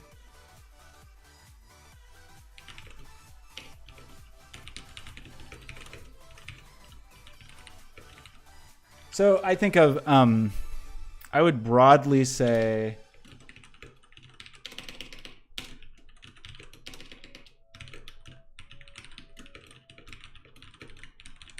so I would say that even though something like Gone Home, as sort of like, I wouldn't really call it the proto example. I would maybe say Dear Esther.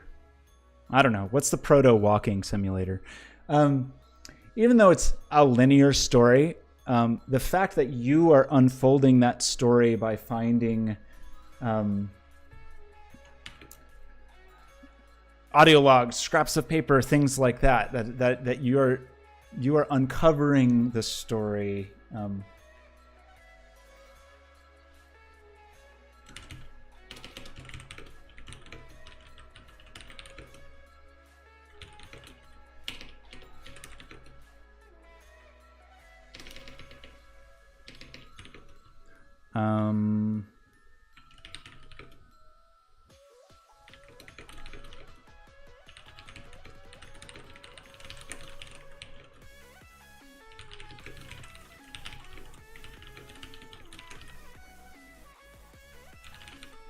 Conversations, audio logs, notes, etc. And I sometimes think of that as a little lazy. Like when I think of Horizon Zero Dawn, it was just sort of like, I don't know, I guess if you care about the story, there's a bunch of audio logs, but maybe there's 15 in one room and you just have to kind of stand here and listen to them. Not great.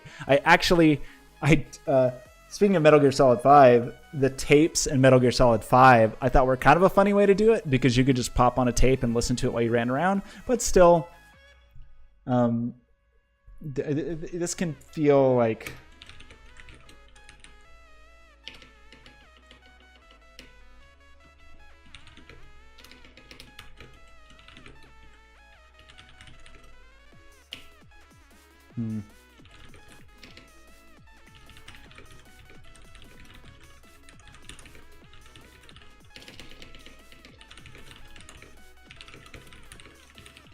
So what are some examples? I mean, it's so common, that's that, but I would say... and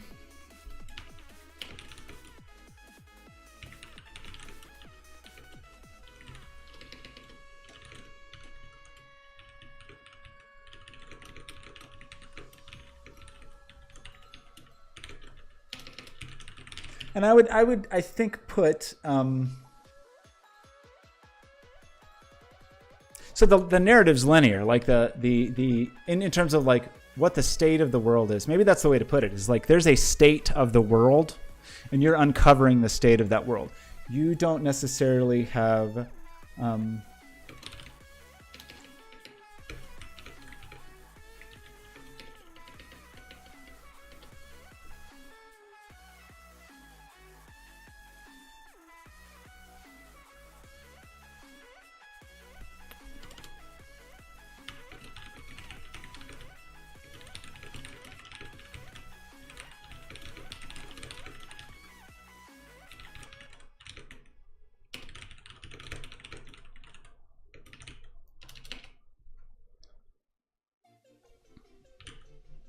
Let's say this. So I would kind of put Obra Dinn narratively into that category, because it's sort of, there's a mysterious state of the world. That state of the world is fixed from the moment you start that game. The state of the world is fixed from the moment you start Dear Esther, Gone Home. What's the big one from 2 years ago? Edith Finch.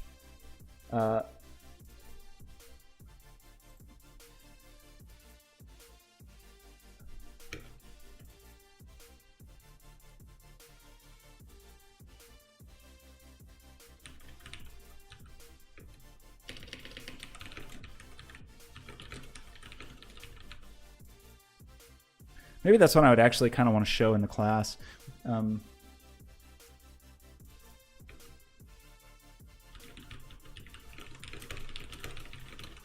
So in this, so for example, maybe what I mean by that is like in Gone Home, you just show up at the house, there's the state of the world, there's a twist to it, but you're just uncovering that state as time progresses. Whereas with something like Edith Finch or even Obra Dinn, you are doing something sort of to uncover that state. Like you're not just picking something up and looking at it or listening to it or whatever.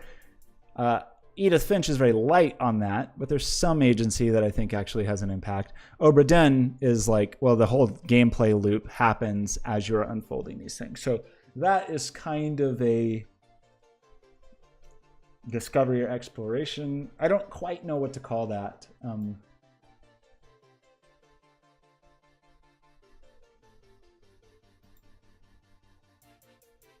Now, the next one I wanted to kind of get into is interesting because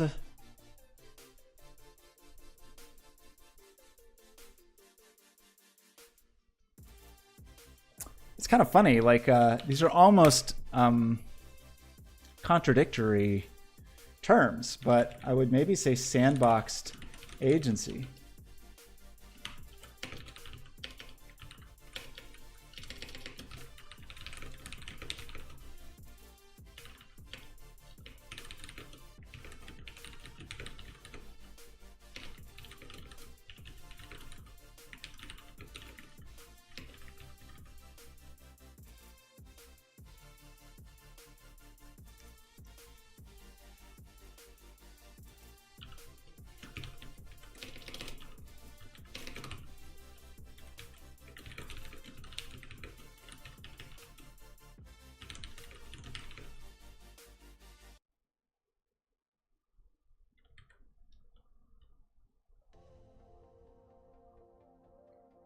Is that good? Is that really a kind of agency? I sort of feel like it is, because I feel like that's one of the things. You feel like you are a participant, and you feel like you're, it's almost like a role-playing thing. Gosh, that's like,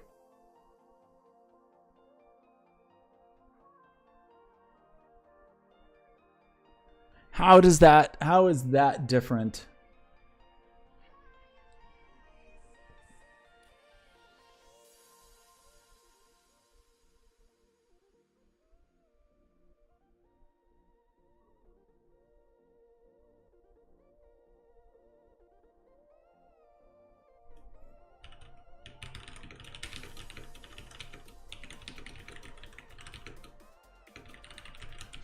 It's maybe not the right way to put this. I don't know. I mean, it feels a little weird. Like when I think of something like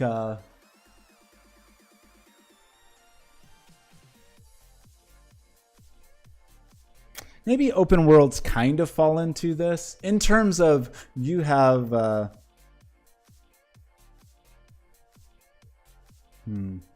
don't think so.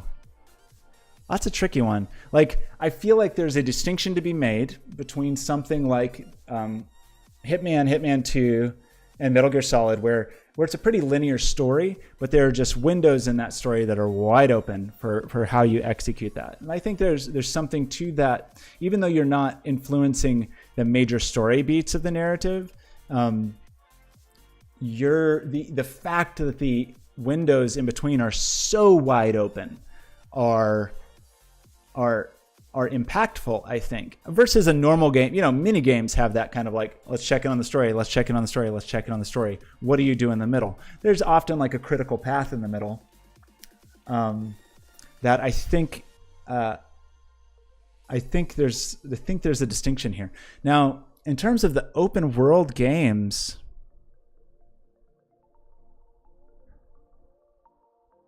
that might just be its own kind of agency.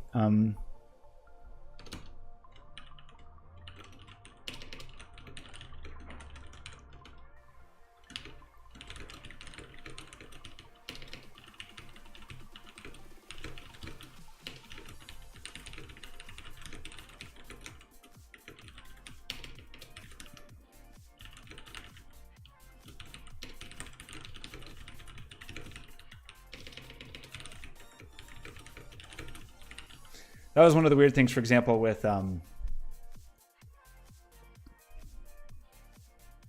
Fantasy 15, was that it was a kind of open world game, and much of the game was open world, but then towards the end it railroaded you, literally. I think you were on a train, railroaded you into the ending in a way that was like kind of lame.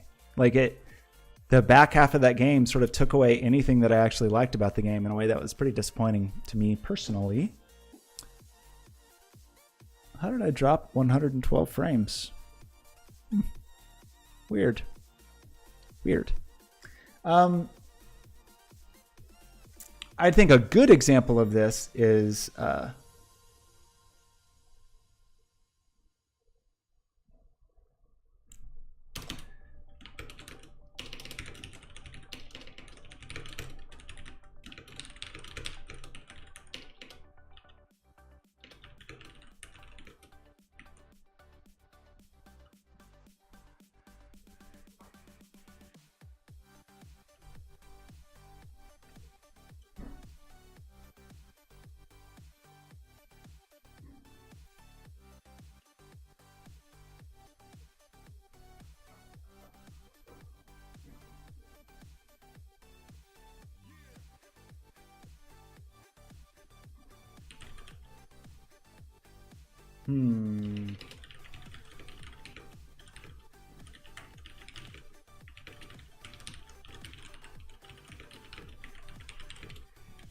I mean, it's a common one. Like, that pattern's pretty similar. I mean, I think there's things I really like about Breath of the Wild, because it maybe the thing I like about it is it kind of shrugs off some of the shackles of open world game conventions. I mean, it definitely has some that are straight by the book, like climb up a tower, unlock a map, whatever. That's one of the things that I feel like Horizon Zero Dawn, why that game just almost did nothing for me. One, I feel like they missed some marks narratively, unfortunately. They had a cool setup for the world, and then I don't feel like they actually did much with it, but was that it was like a checklist. I mean, one, it became a checklist kind of game in the way that all the Ubisoft games were, where it's like, okay, here's my checklist of things I have to accomplish. I got a bunch of icons in the map, and I'm going to keep playing until those icons are gone. And even The Witcher, which I think is an exceptional game, had a bunch of icons on the map. So that's kind of one of the things I liked about Breath of the Wild, is that it was willing to break out some of those patterns, so that was good. Okay, I think I've articulated the kinds of agency I wanted to articulate. I think we have covered, I mean, this is by no means a definitive list. I'm sure that people, I'm going to stream this over the next few days, and maybe people will come up with ideas. Sure, people coming out of the workshop will have ideas, so that will be good. What else do we want to talk about in these sections? I think my other realization was this. I guess one of the things I'm slightly afraid of going into this workshop is a little bit of fear in terms of pacing. And, it's exactly a 3-hour workshop. And how will that timing work in terms of me presenting this material, presenting a bunch of videos related to this material? And I feel like I need something that gives me some flex time. And that's what's good about a normal workshop, like a application-based workshop. I mean, a skill-based applying of a skill versus a kind of theory-based workshop, is that you can say like, okay, we covered the content. Now we're going to have the rest of the period to do a thing, like do an exercise. And I think that we started talking about those visual novel kind of games or tools. And I think that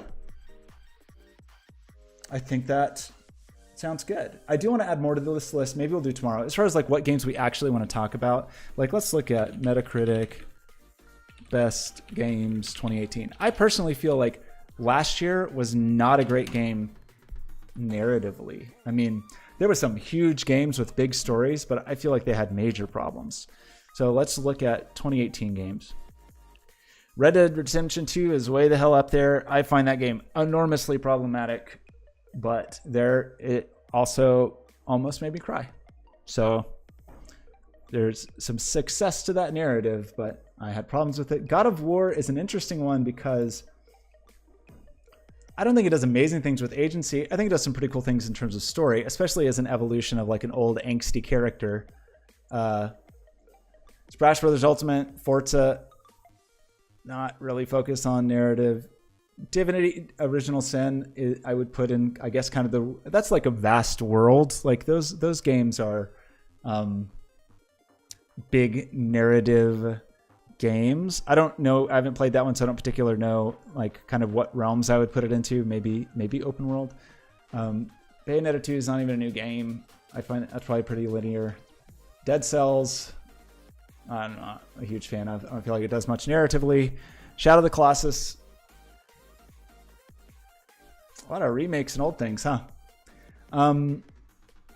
That's got a beautiful world, but I find it very empty by today's standards. Nier, goodness, we'll talk about that in the year that it belongs in.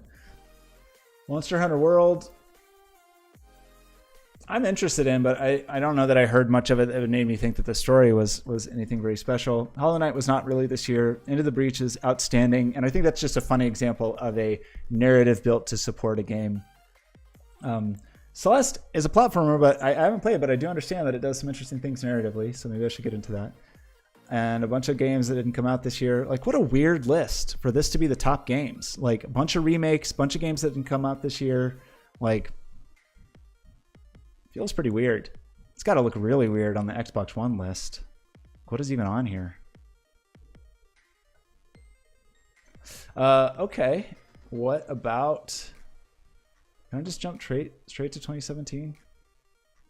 Metacritic, can I please? Can I like edit your URL? Is it going to be the same?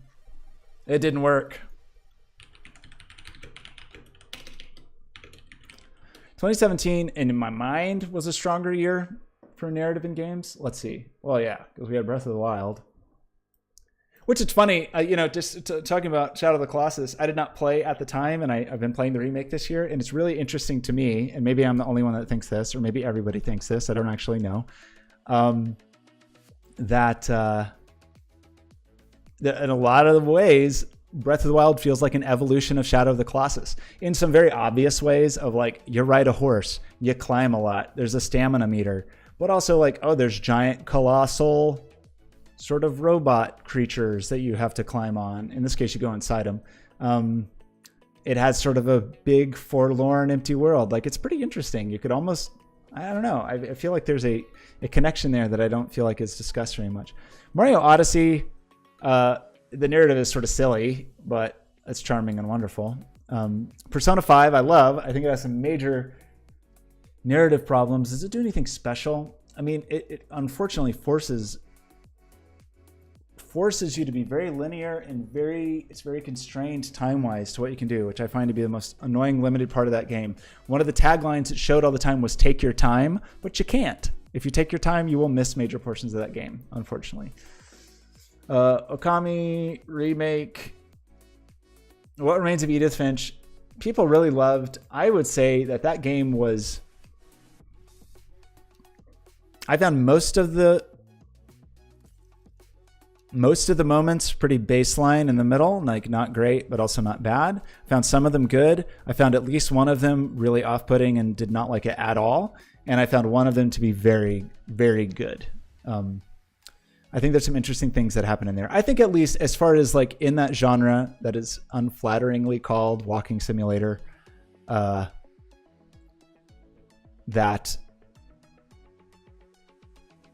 there's some special things going on, particularly in like the fish factory one. Man, Horizon Zero Dawn should have been better. Like, it's one of those games that just like, you know, very competently made, kind of hit all the marks for me, but just did not. Undertale didn't actually come out last year, did it? That goes on the list as doing something special narratively, I would say. Was Nier really last year? Gosh, okay, so Nier I think is amazing on this list. I think it's a very flawed game, but as far as like special things, yeah. So kind of in our list of recent games.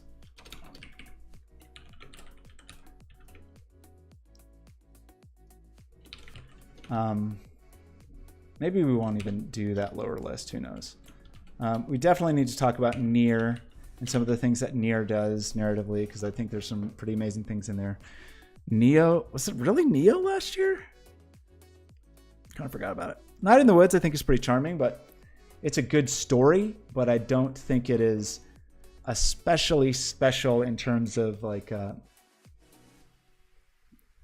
the way it's narrative presented. Wolfenstein 2, New Colossus, I like actively hate the story. I think they did a bad job. I think it gets way too much credit and attention. RE7.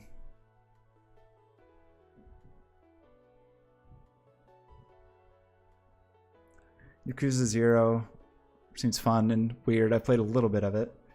Is there anything in here that I see as like totally special in terms of agency? Maybe not this far down the list. Not kind of sad that What Remains of, I mean, again, What Remains of Edith Finch is fine, but that was the best game on Xbox. Like, Xbox is really struggling with what is available to it. Like, especially like, how many games on this list do you need an Xbox to play? None of them. Whereas you have to have a Switch to play these games. You have to have a PS4 to play this game. None. It's kind of sad. How's it going, Mets Jesus? Let's see what's going on in 2016. 2016 in my mind. So Uncharted at the top. I have major problems with the way narrative is constructed in Uncharted. Again, it's kind of the poster child of ludonarrative dissonance. Inside, I love it. I love the world. I love the environmental storytelling of that. You know, how can we... So there is an aspect of that. I would say even in the linear... What did I say about that? It's still relatively limited.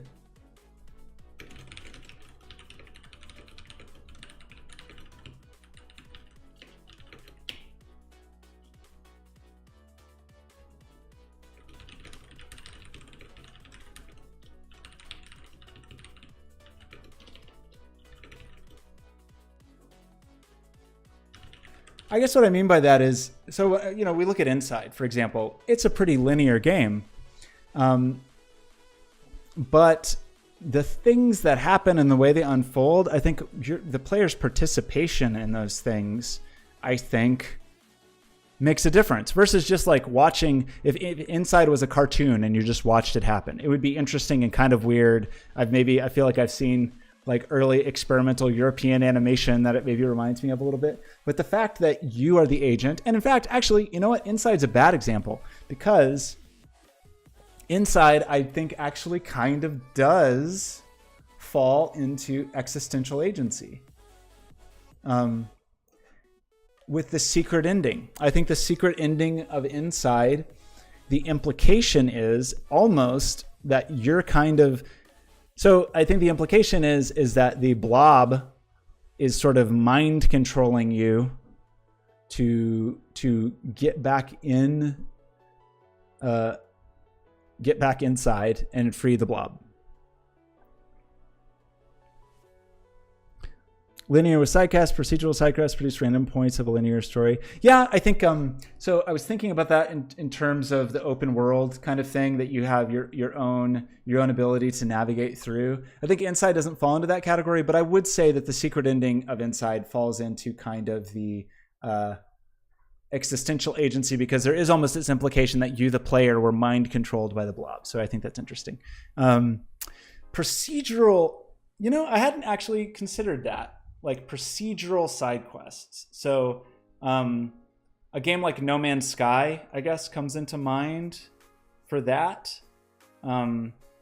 Maybe that, I haven't played it yet, but that Prey expansion, that sort of procedural endless dungeon Prey, that is interesting. Like what's the, because there's something with that, with kind of the realm of, we talked about it a little with Into the Breach, but with something that is a roguelike, and it's going to be different every time. Like, what is the narrative justification for that? And something, I have to think about that a little bit, because I'm not sure that the gameplay is heavily influenced by that, and there's a narrative framework that sits around it. But I'm not sure that I feel like the narrative agency is there in something that is purely procedural.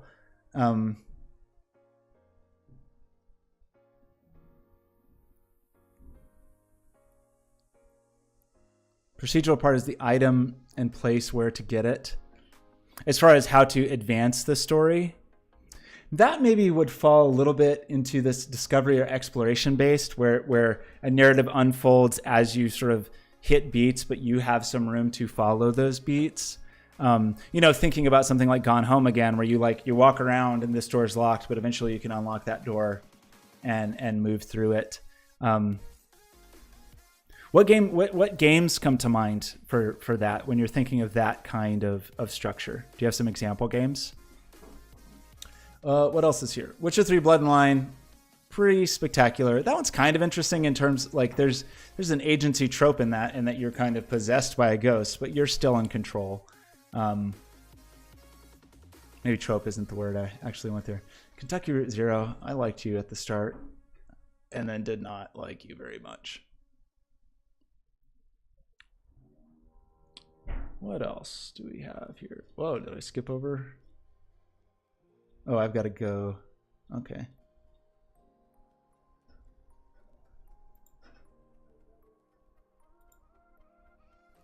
World of Warcraft daily quests. Okay. That's actually becoming more of a common thing, right? Like daily quests, daily challenges, like procedural.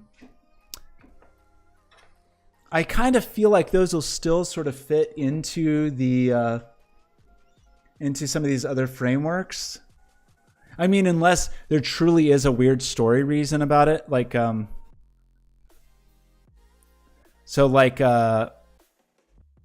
yeah, so I think I see what you mean, and I think that there's a lot of games that offer that as kind of an option. Like, here's the daily challenge, here's the daily quest, whatever. I mean, even Destiny has that kind of thing. I think with like daily, is it strikes? I forget. But But what is this Prey Moon Crash? I kind of think that the whole thing in that case is navigate their way through a moon base where surviving the fight against the gameplay is identical. Story, the general map layout remains the same at all times, but the layout of enemies, hazards, and loot changes every time. If the player dies at any point during the run, they will restart from the beginning. The stage is reset, and the aforementioned layouts change again, making each playthrough unique. Multiple player characters. Players take the role of a hacker.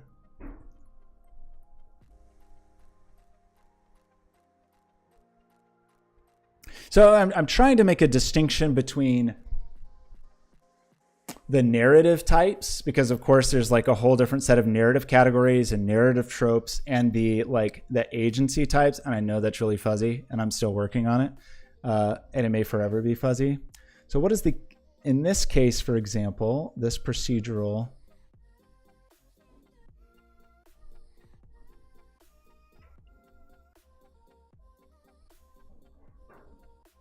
So that's like, I guess maybe my thought is initially is that this is a narrative framework or a narrative setup, and might be a narrative setup for these kind of procedural things. But I don't know. I feel like the actual execution,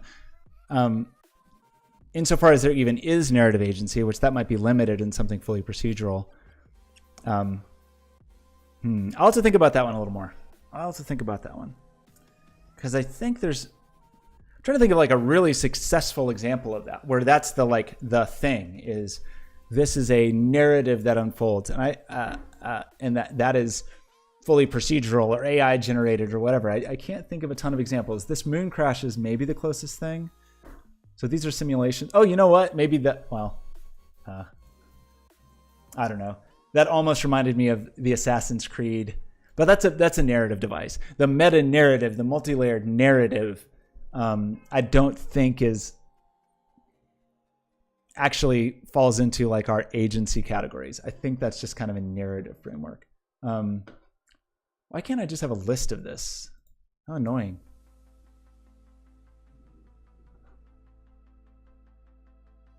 Cool. Awesome. Bad. This is bad. Can I please just see a list?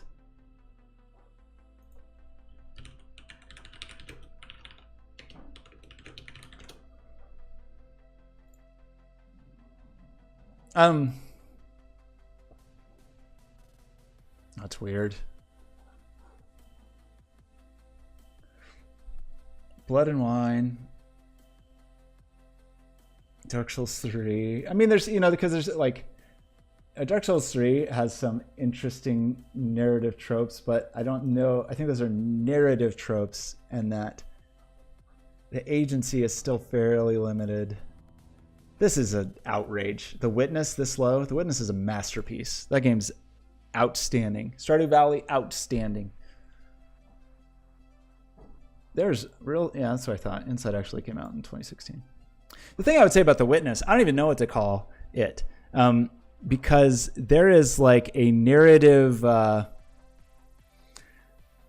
Okay, the narrative that exists in the game kind of falls into this realm, the discovery or exploration base, and I hate it. Like the audio logs in it, I think suck. I wish they weren't in there. I think they just aren't very good. I think they aren't well performed. I think they just don't feel very good. I think that is not, in my mind, that is not what the Witness is about. In my mind, The Witness is this crazy meta, almost existential narrative thing. I would almost put it in the existential category, where to me, The Witness makes you, the player, in your waking real life, see the world differently, and you start to look at the world and see weird patterns and things like that. And the idea that a game can rewire your brain like that was astounding to me. But the actual kind of story as presented in The Witness, I was like, eh. Yeah, I mean, the narrative as presented, not good. The narrative implications of the whole story, where it's about like, I don't know.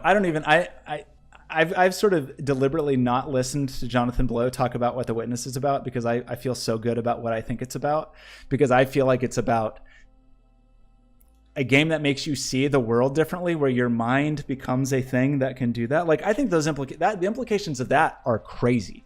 The implications of that, of like by playing this game without even realizing your brain is rewired. And in that case, your brain is kind of rewired for this thing that human brains already like to do, which is like pattern matching and puzzle solving. But like, what if you could rewire somebody's brain to do something arbitrary? Like that's a crazy thing to imagine.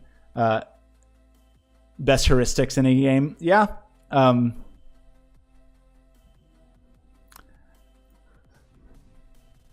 Yeah, I mean, well, gosh, yeah. Like do I call that the agency? Man, the way that narrative unfolds, that's tricky. Like, what does that even mean? I think I put that in the existential world. I mean, even just the notion, and maybe in some of the meta world, like once you start to find that, what you think about the world and what the puzzles are in the world, and the first time you find one of the environmental puzzles and how you learn to solve those problems. And then when you go back to the very beginning and you realize that like, oh crap, there was a puzzle like from the second this game started and I didn't even know.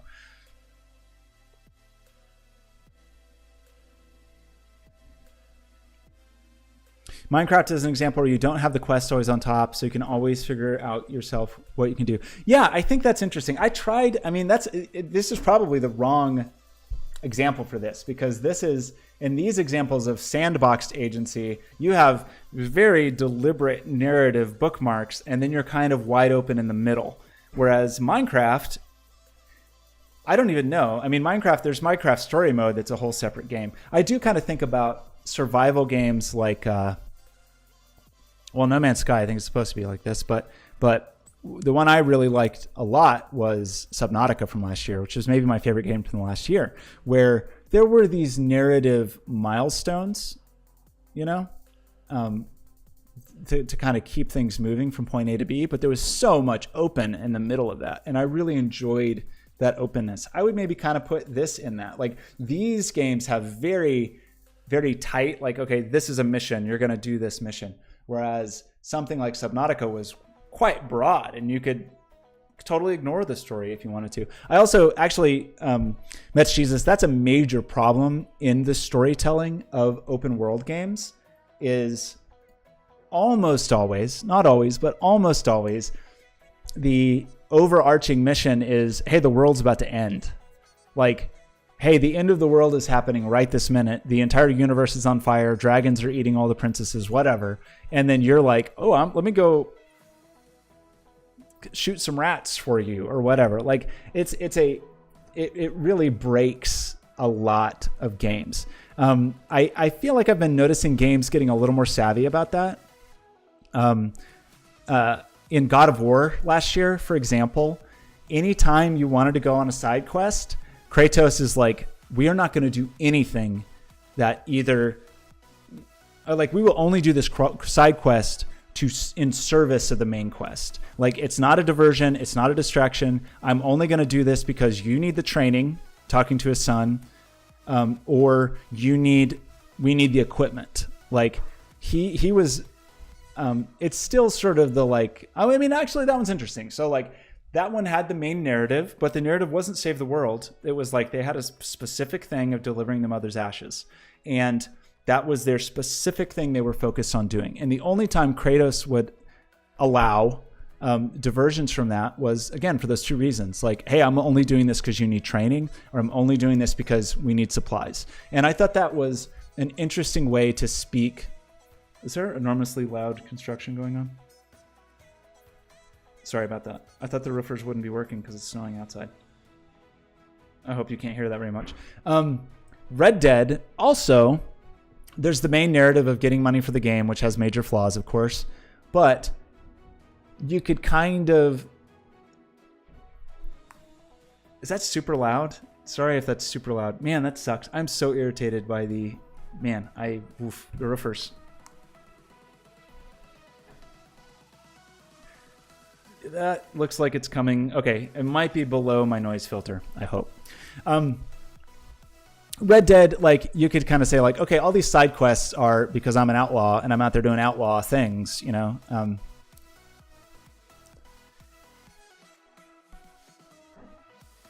Yeah, PvP. That's a weird one. Actually, that's a good point. Is thinking about kind kind of social agency or multi-user agency, and how that is problematic. Like, it's hard to think of great narratives that also incorporate multiplayer, because so often the multiplayer is just a game. It's about playing the game, and there's narrative trappings around it. But to think about, I guess A Way Out would maybe be an example, where that's like a co-op required kind of game by the same people who did Brothers. Maybe that's a category we'll have to have, is like don't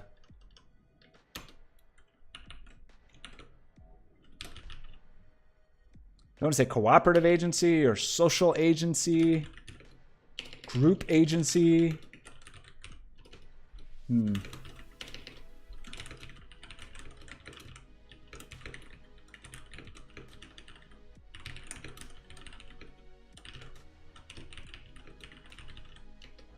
That's tricky, because it's hard to say like what that means in the story. Like, I don't even know if I like this category. We may ditch this category. Story unfolds when you repeatedly play the game. Nier does that, right? You have to play Nier. Like, the joke is there's 26 endings in Nier, but there really are the 5 critical path ending.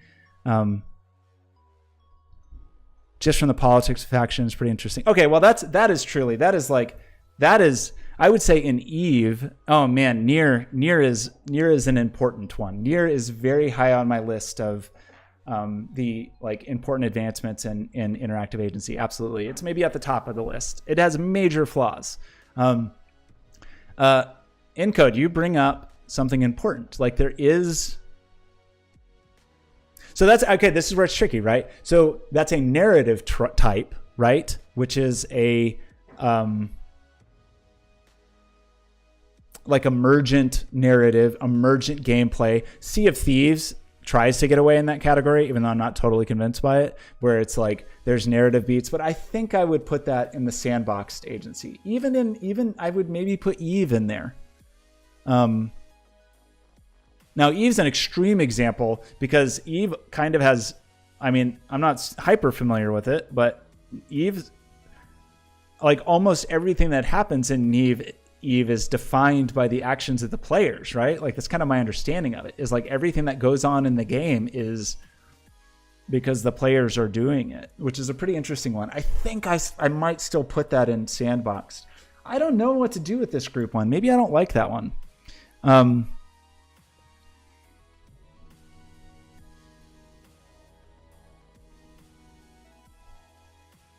Like, the only example I can kind of think of is A Way Out, I guess, as far as advancing a narrative, but I don't know that anything special happens in the narrative there. Actually, I thought of another example. What do I think about this?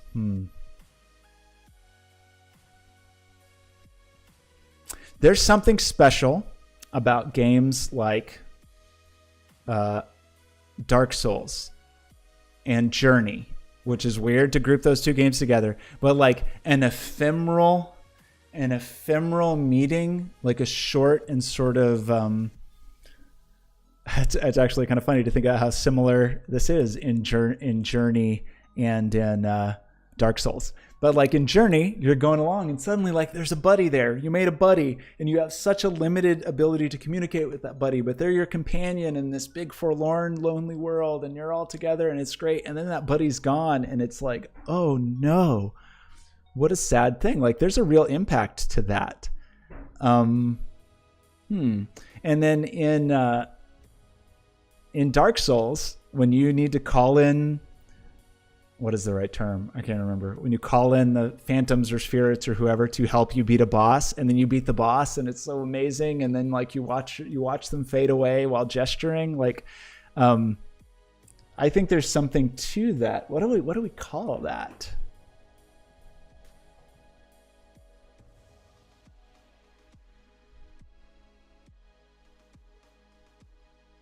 This is a weird one.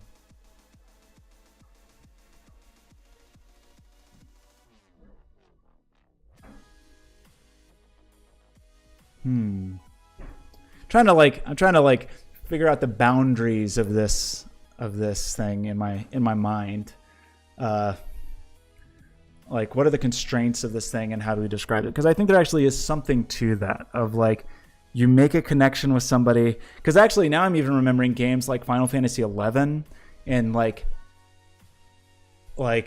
you'd form a party and you'd play for 20 hours straight, and it was so grueling. I still have like group photos of parties I was in for 24 hours straight or something in like 2003 or 2004, and like what that meant. And when I think about like, especially role-played scenarios like that, where you don't even necessarily know the people outside of the world, you only know them as the character in the world.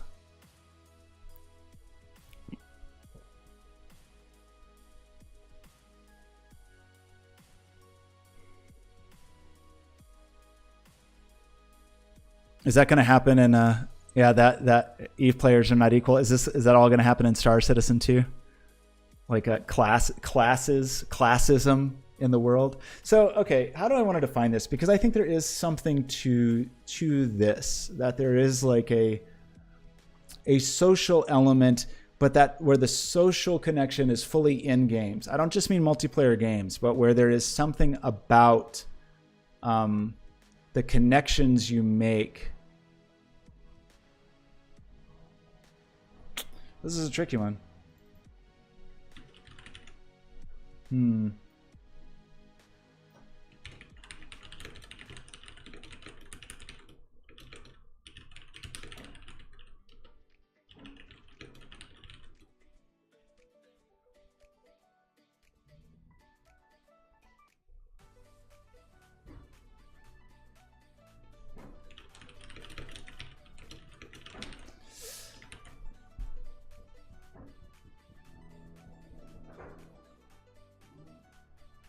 I'm going to blow up the construction workers.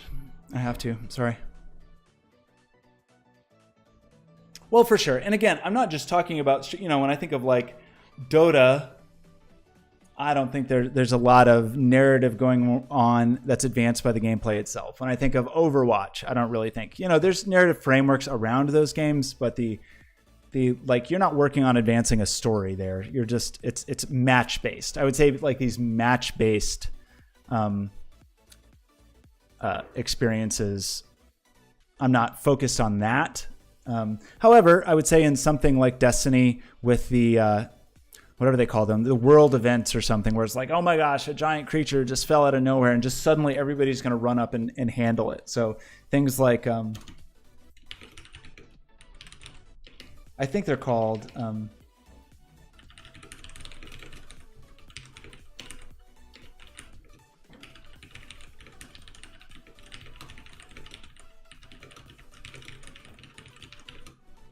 I mean, that's even in world, like games like WoW, big games that,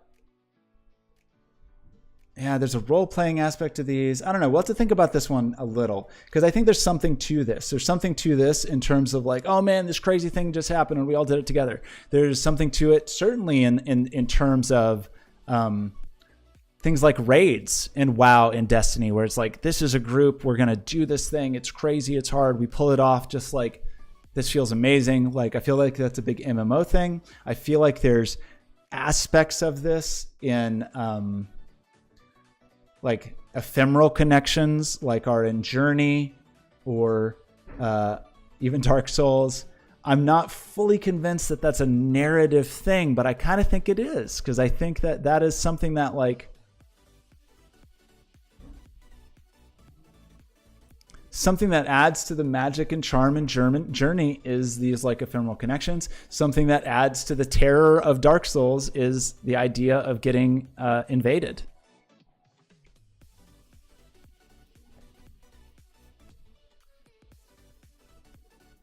Yeah, I see what you're saying, me Jesus. It's hard. Like where this is where you have that ludonarrative collision. Like, is the story and the gameplay, are they related? Are they intertwined? Is one just sitting on top of the other? Yeah, I guess I'm trying to think of what you're describing, but places where those do intersect well, where, and maybe a way out is the one that kind of comes to mind. A way out means, hey, there's multiple people and it's dependent on both of you to do these. I guess there's plenty of games. So many multiplayer games do that, obviously, whether it's co-op or competitive. But I'm really trying to think of narrative experiences that are advanced by that. And I think a way out.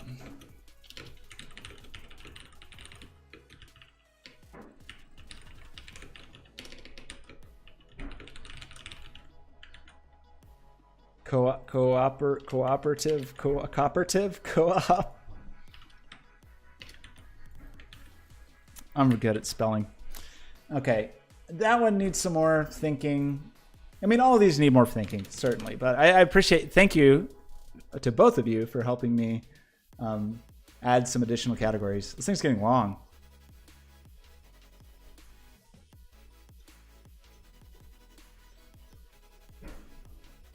I'm not sure how long I'm going to dwell on this thing. So, okay, one thing I did decide, maybe this is what we'll do. We've been going for what, 2.5 hours?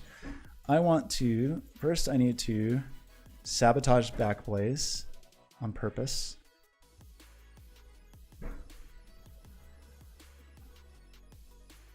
Yeah, I don't disagree with you that in general, like PvP, I have a hard time thinking of PvP story, except maybe in the realm of like Dark Souls invasions. Like that, I think part of the story of Dark Souls and part of the like world building of Dark Souls doesn't really advance the narrative, but I think it helps with the world building, is the idea that at any minute somebody could just show up and murder you. Like, I think there's something interesting about that. And I think that kind of sort of ephemeral instancing can kind of work in the PvP world. PvE, I would generally agree with you. That like team and coordinated and raids and things like that. I think there's something to that for sure. I guess, kind of in the, I don't know that I've seen this much. I guess, okay, we're role playing. So Draclin, I have been,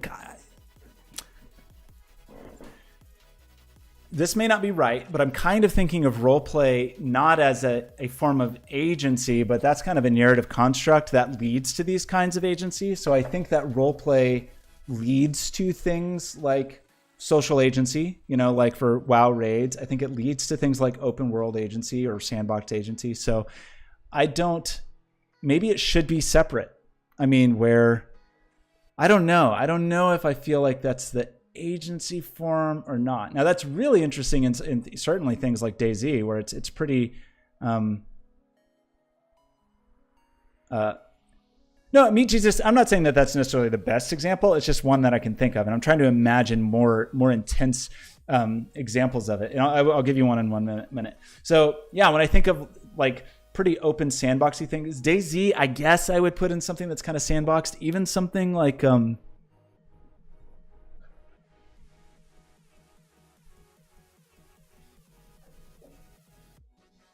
yeah, I think I'll even add this.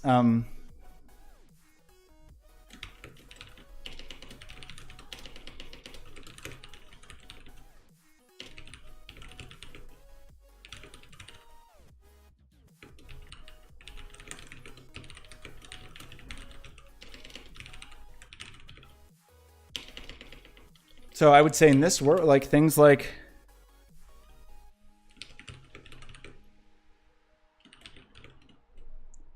games like Rust, DayZ, I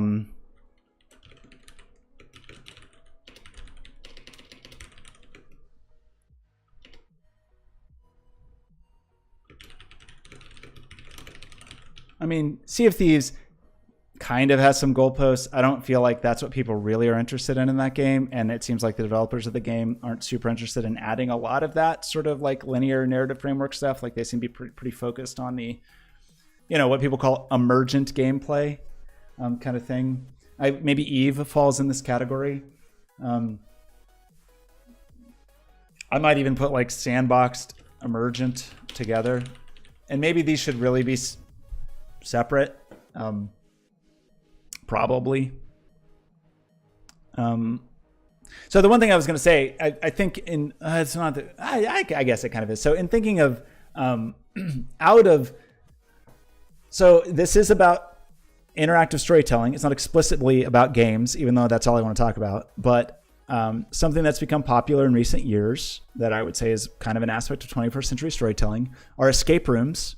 And escape rooms are narrative, interactive frameworks that require like this multi-user social engagement. So I would maybe put escape rooms in this realm. And maybe that just hasn't, to your point, Michis, like, I don't think we've seen great examples of that in games, but I could imagine those things happening, especially with VR and social VR. Like when you start to think of stuff like the Oculus Quest coming out soon, where it's going to be less expensive and maybe you can have spatial tracked multi-user VR experiences. Man, I haven't even talked about VR yet. Ooh. This thing's getting long. I was worried it was going to be too thin, but maybe I'm going to have too much information to cover. But like escape room experiences.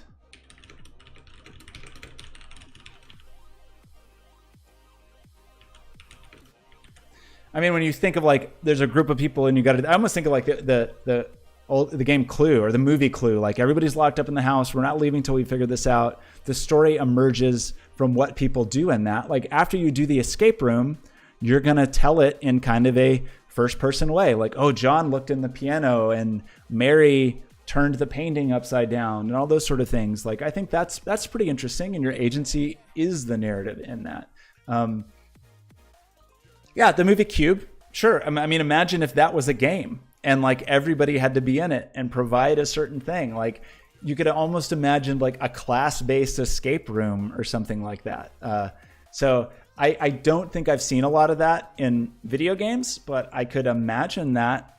I could certainly imagine that becoming a thing. So I think, however, I would like to feel free in chat to continue throwing things out, but I think I am gonna,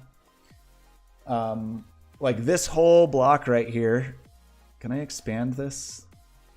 I want you bigger. Maybe I can't make that bigger.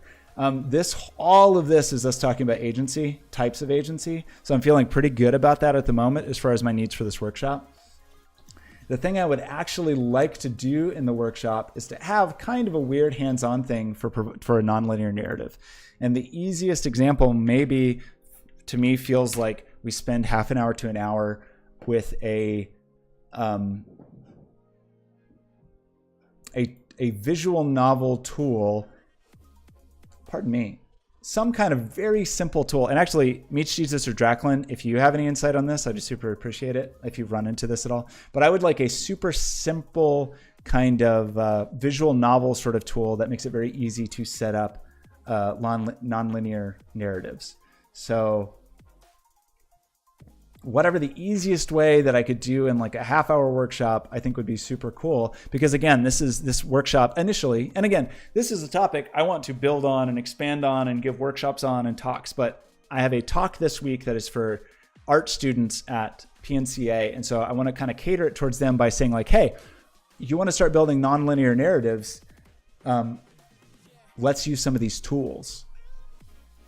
So what I would kind of like is something that's purely visual, actually. I mean, is this entirely script based? I would kind of like a node based editor or something. Is that this?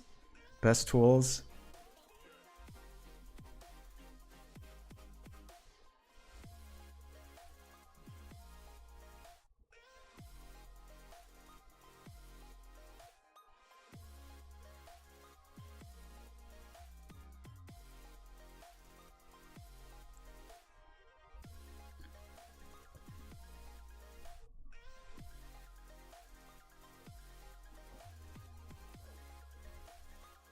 So Tyranno Builder looks like it can be pretty drag and drop. Okay, imagine, meet Jesus. Wait, Mets, is that Mets or Meets? Mets. 8 people in a cube, bunch of random items and skills, and they need to figure a way out of the puzzle box. They don't know the way. They all have to figure out. Experience gives more and more different stuff. Yeah, I mean, that to me is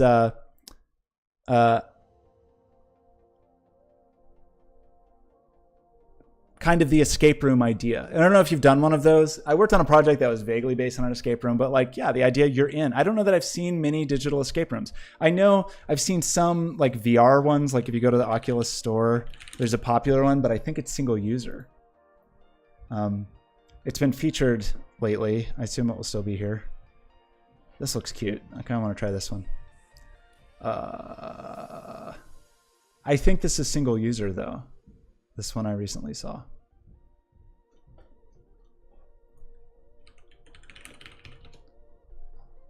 Escape room VR stories, escape room series, escape. I mean, a lot of these are emerging, but I think they're kind of single user. But like that experience you just described,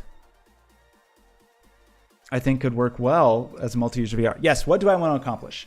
I want to do this talk. 3-hour talk. I want to spend maybe 2-ish hours going through all the content we wrote today. I'll pull examples, build some slides, stuff like that on a stream tomorrow maybe. For these students, which again are kind of visual arts students, I would like to give them a start in interactive storytelling. The easiest way that I can see to do that is to use a visual novel tool and just drop them in a visual novel tool, and maybe we'll spend half an hour like messing around making a weird story with just random photos from the internet. I don't know, like very simple thing. So the Tyranno builder seems kind of nice because it's got a simple drag or drop interface. Don't need to learn much code. It's a little late for me to request that they buy software.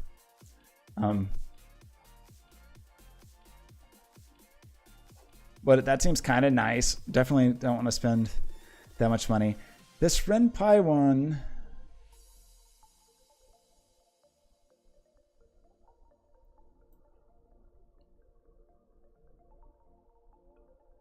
I'd be very curious about. I mean, it seems, looks free, which is great, but how do you actually use it?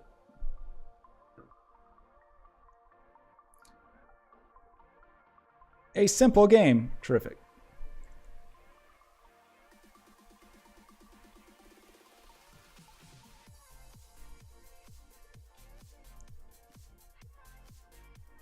Okay, so it has some kind of visual interface, seemingly.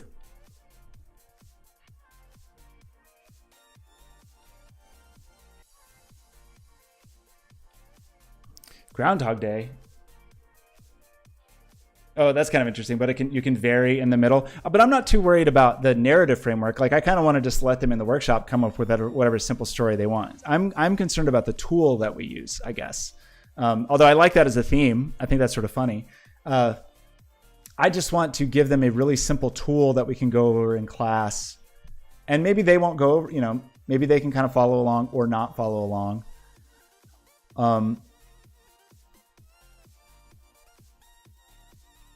So this is all script based, it looks like.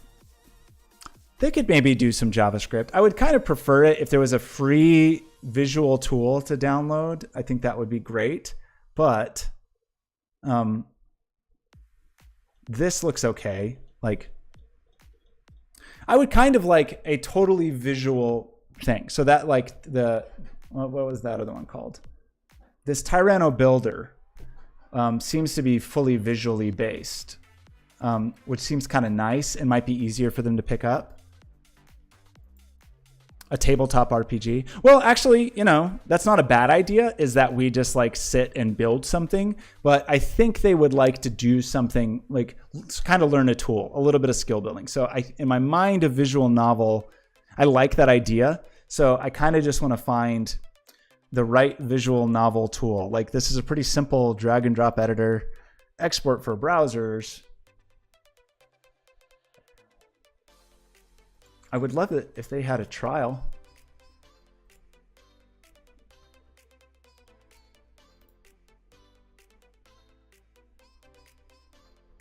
It's only $10. It's on sale right now.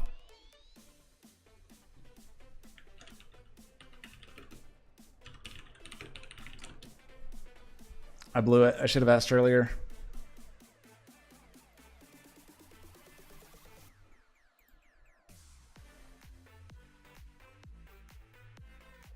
Oh, good. If you don't mind navigating through the Japanese text, you can try it here.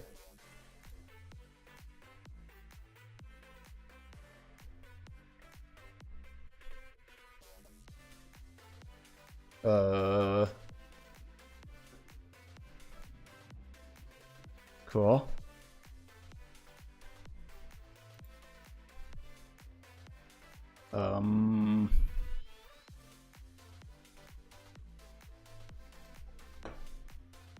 Did I just, I mean, this is tyranno.jp. This seems sort of legitimate. Did I just steal this? What is this place? Am I gonna go to jail? Oh no. Is the whole application gonna be in Japanese? Well, I'll see you all in prison.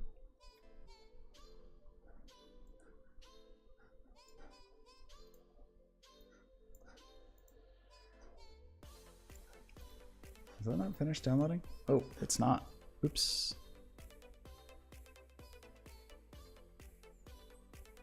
Okay, well, let's see if I go to prison.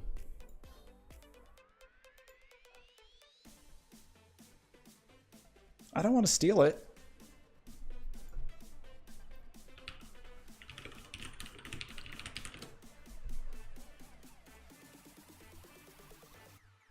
What else we got? Love, an awesome framework. 2D games and loot out. No thanks.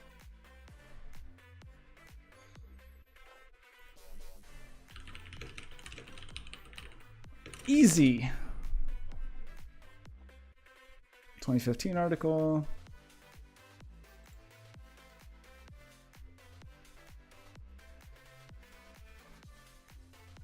I'm gonna end up on some like horrible.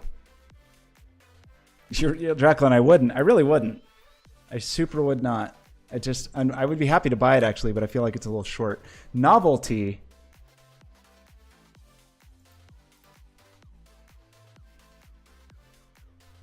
Ooh, a JavaScript one, and you can play it on the web. Cool.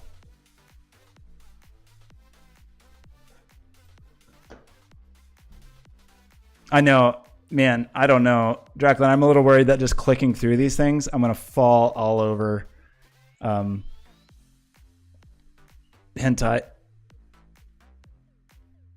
I know. I mean, I totally hear you. Like, I think they will probably have some experience with maybe some light scripting. Maybe they've taken like a processing class, something like that.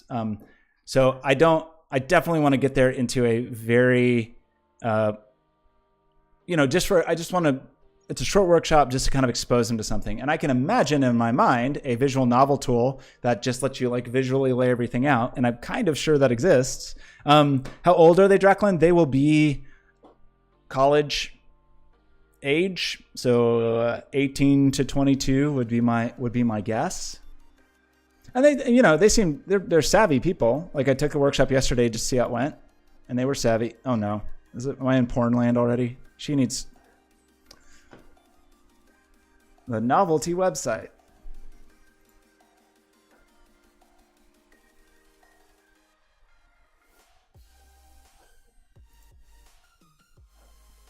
This was last updated in 2010. So maybe not. March of 2010. Great.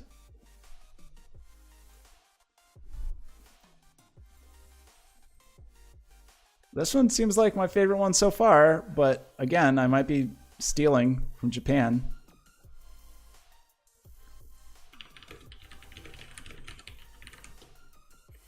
Haven't needed much change for the last decade. Maybe you're right.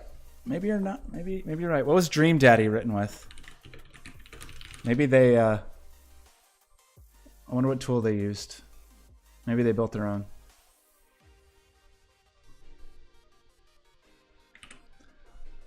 Doki Doki Literature Club was written in that Renpai one.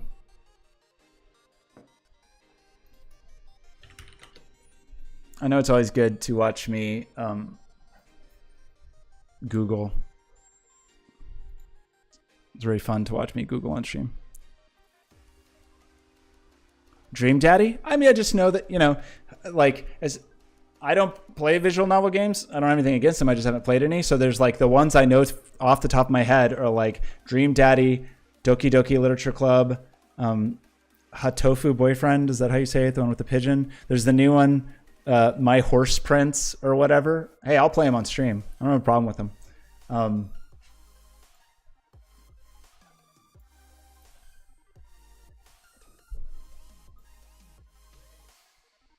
Is that how you say it? Is that all right? Hatofu boy, the pigeon boyfriend game. Hatoful. What was it written in?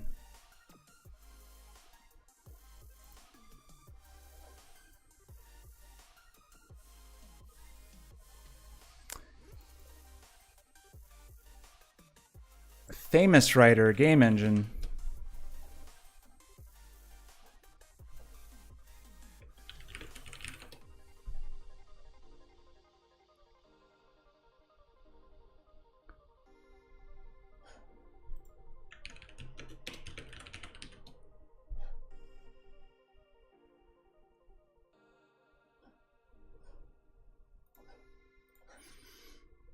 Met UML editors. What are you thinking?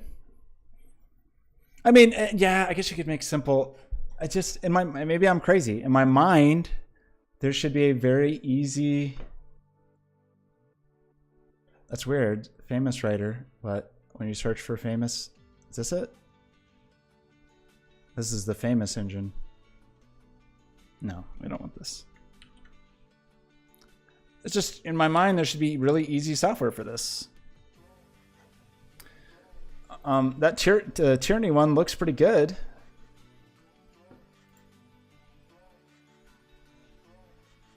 That's already the one we looked at, right?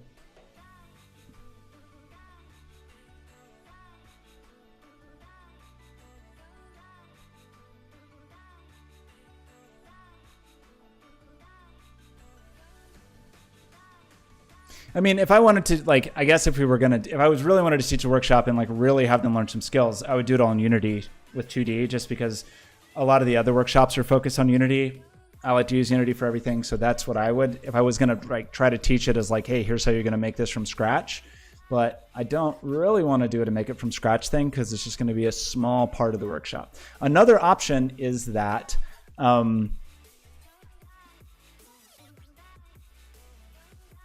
I just buy a copy of this thing, assuming I didn't already just steal it. Let's see. Let's see how many viruses I get.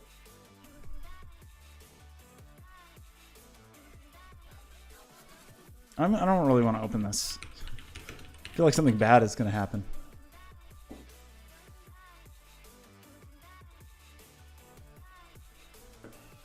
So I think one option, and maybe this is what I will go for, is just I will do it on my machine on the projector, and like we can all work together and come up with ideas for it and just kind of walk through it, and then they can pick up a copy if they want to.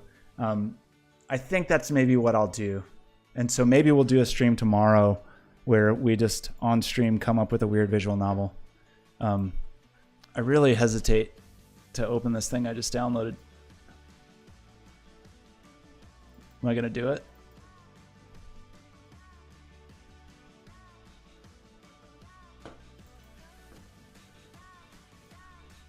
I'm going to do it.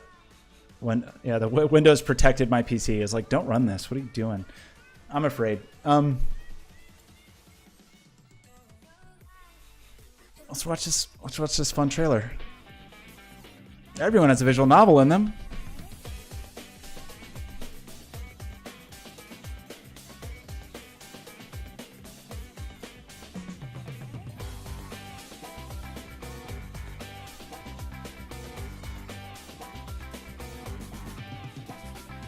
Great.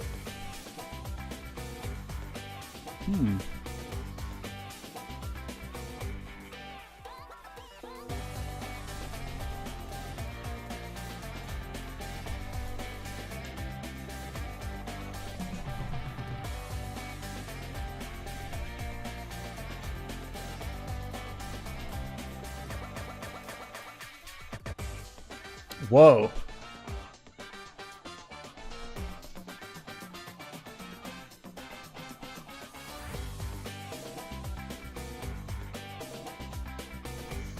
I love the music.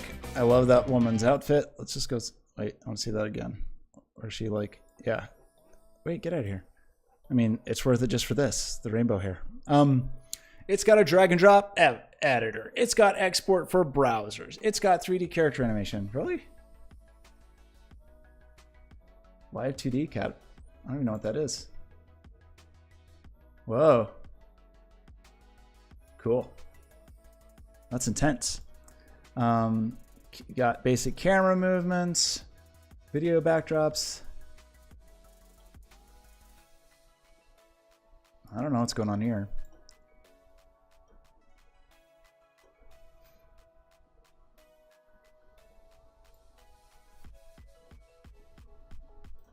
Check the showcase.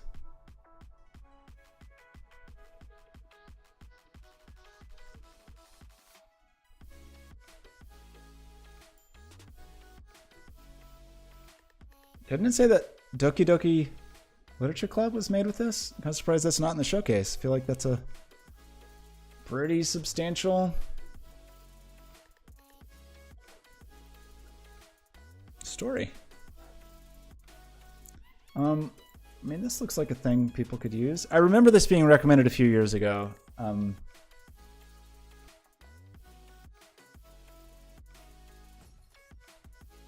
it's on sale.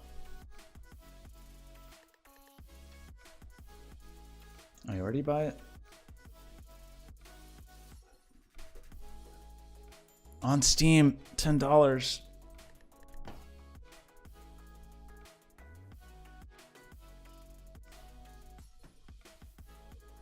I'll have to think about this a little bit. So again, like the whole purpose of this is kind of a safety net for me. So like if we're doing when we do the workshop and then I'm like, oh crap, I burned through all my content and we have like 50 minutes left. I think I want to say like, and by the way, we could do this thing, and then just spend a little time together making some goofy thing.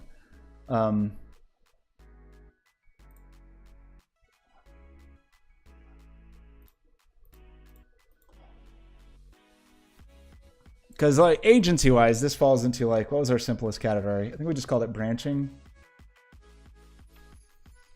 Yeah, branching agency, which is like there's a set of states and you can navigate through them, and maybe that would be fun. Especially, I mean, I could see this being kind of cool for someone that is primarily a visual artist but is interested in getting in a narrative, doesn't have time-based media skills necessarily, and wants nonlinear editing. So for a number of the artists and illustrators there, I think this could be a fun thing. I guess the real question is,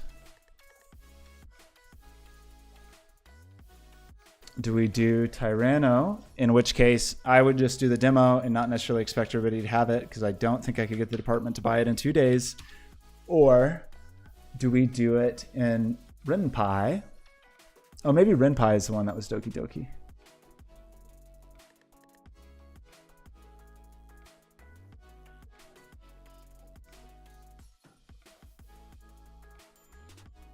Romantic love.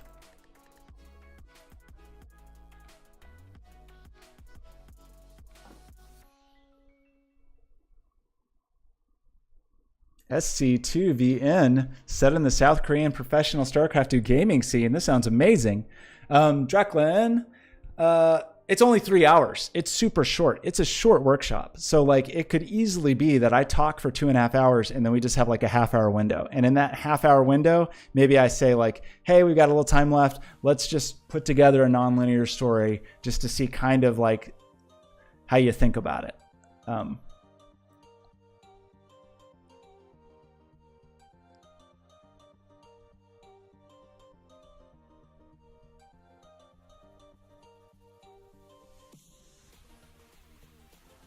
Ew, that's cool.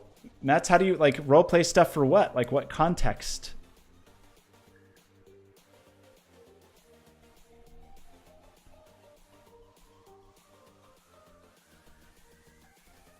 Yeah, I think Draclin, that's kind of what I'm leaning towards, is I will get it myself. I will on stream maybe run through it and try to figure it out and learn put together a weird little story and then just walk them through it. I think, yeah, you're totally right. I mean, there's unless, you know, if I had more time and I could have done this, my own fault, like could have requested custom software. I just didn't really think I'd need that for this workshop. So it's kind of just what I would want to use, or what I think, I mean, the real thing is sort of like what I think would actually be useful to kick them off on, is to say like, hey, let me just walk that through. Oh, I see. So when you are the GM, you can use those tools to help you. That's cool. I like that. I like that. Using that as a kind of a computational set to supplement your storytelling. I think that's cool. Here's what I'm thinking. Okay, we streamed for 3 hours today. That was my goal, to work on this workshop for 3 hours today. I think what I'm going to do is, I think I'm going to end this stream. I think I'm going to go do a little bit of work, send some emails and stuff like that. And then I think I will do another stream a little later in the day and get back to the Twitch extension I was working on.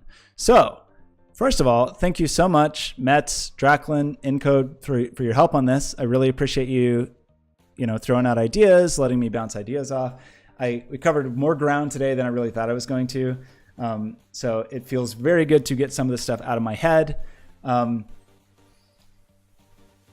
We will do, maybe later today we'll do more development on the Twitch extension we're working on. Tomorrow we will do another stream about this, during which maybe we'll I don't know exactly. I probably need to put the stuff in slides, things like that. The two sessions that are left, Groundhog Day, then everything that they write is usable. Okay, I like that. I mean, that's a good prompt. Like I can prompt them narratively with Groundhog Day.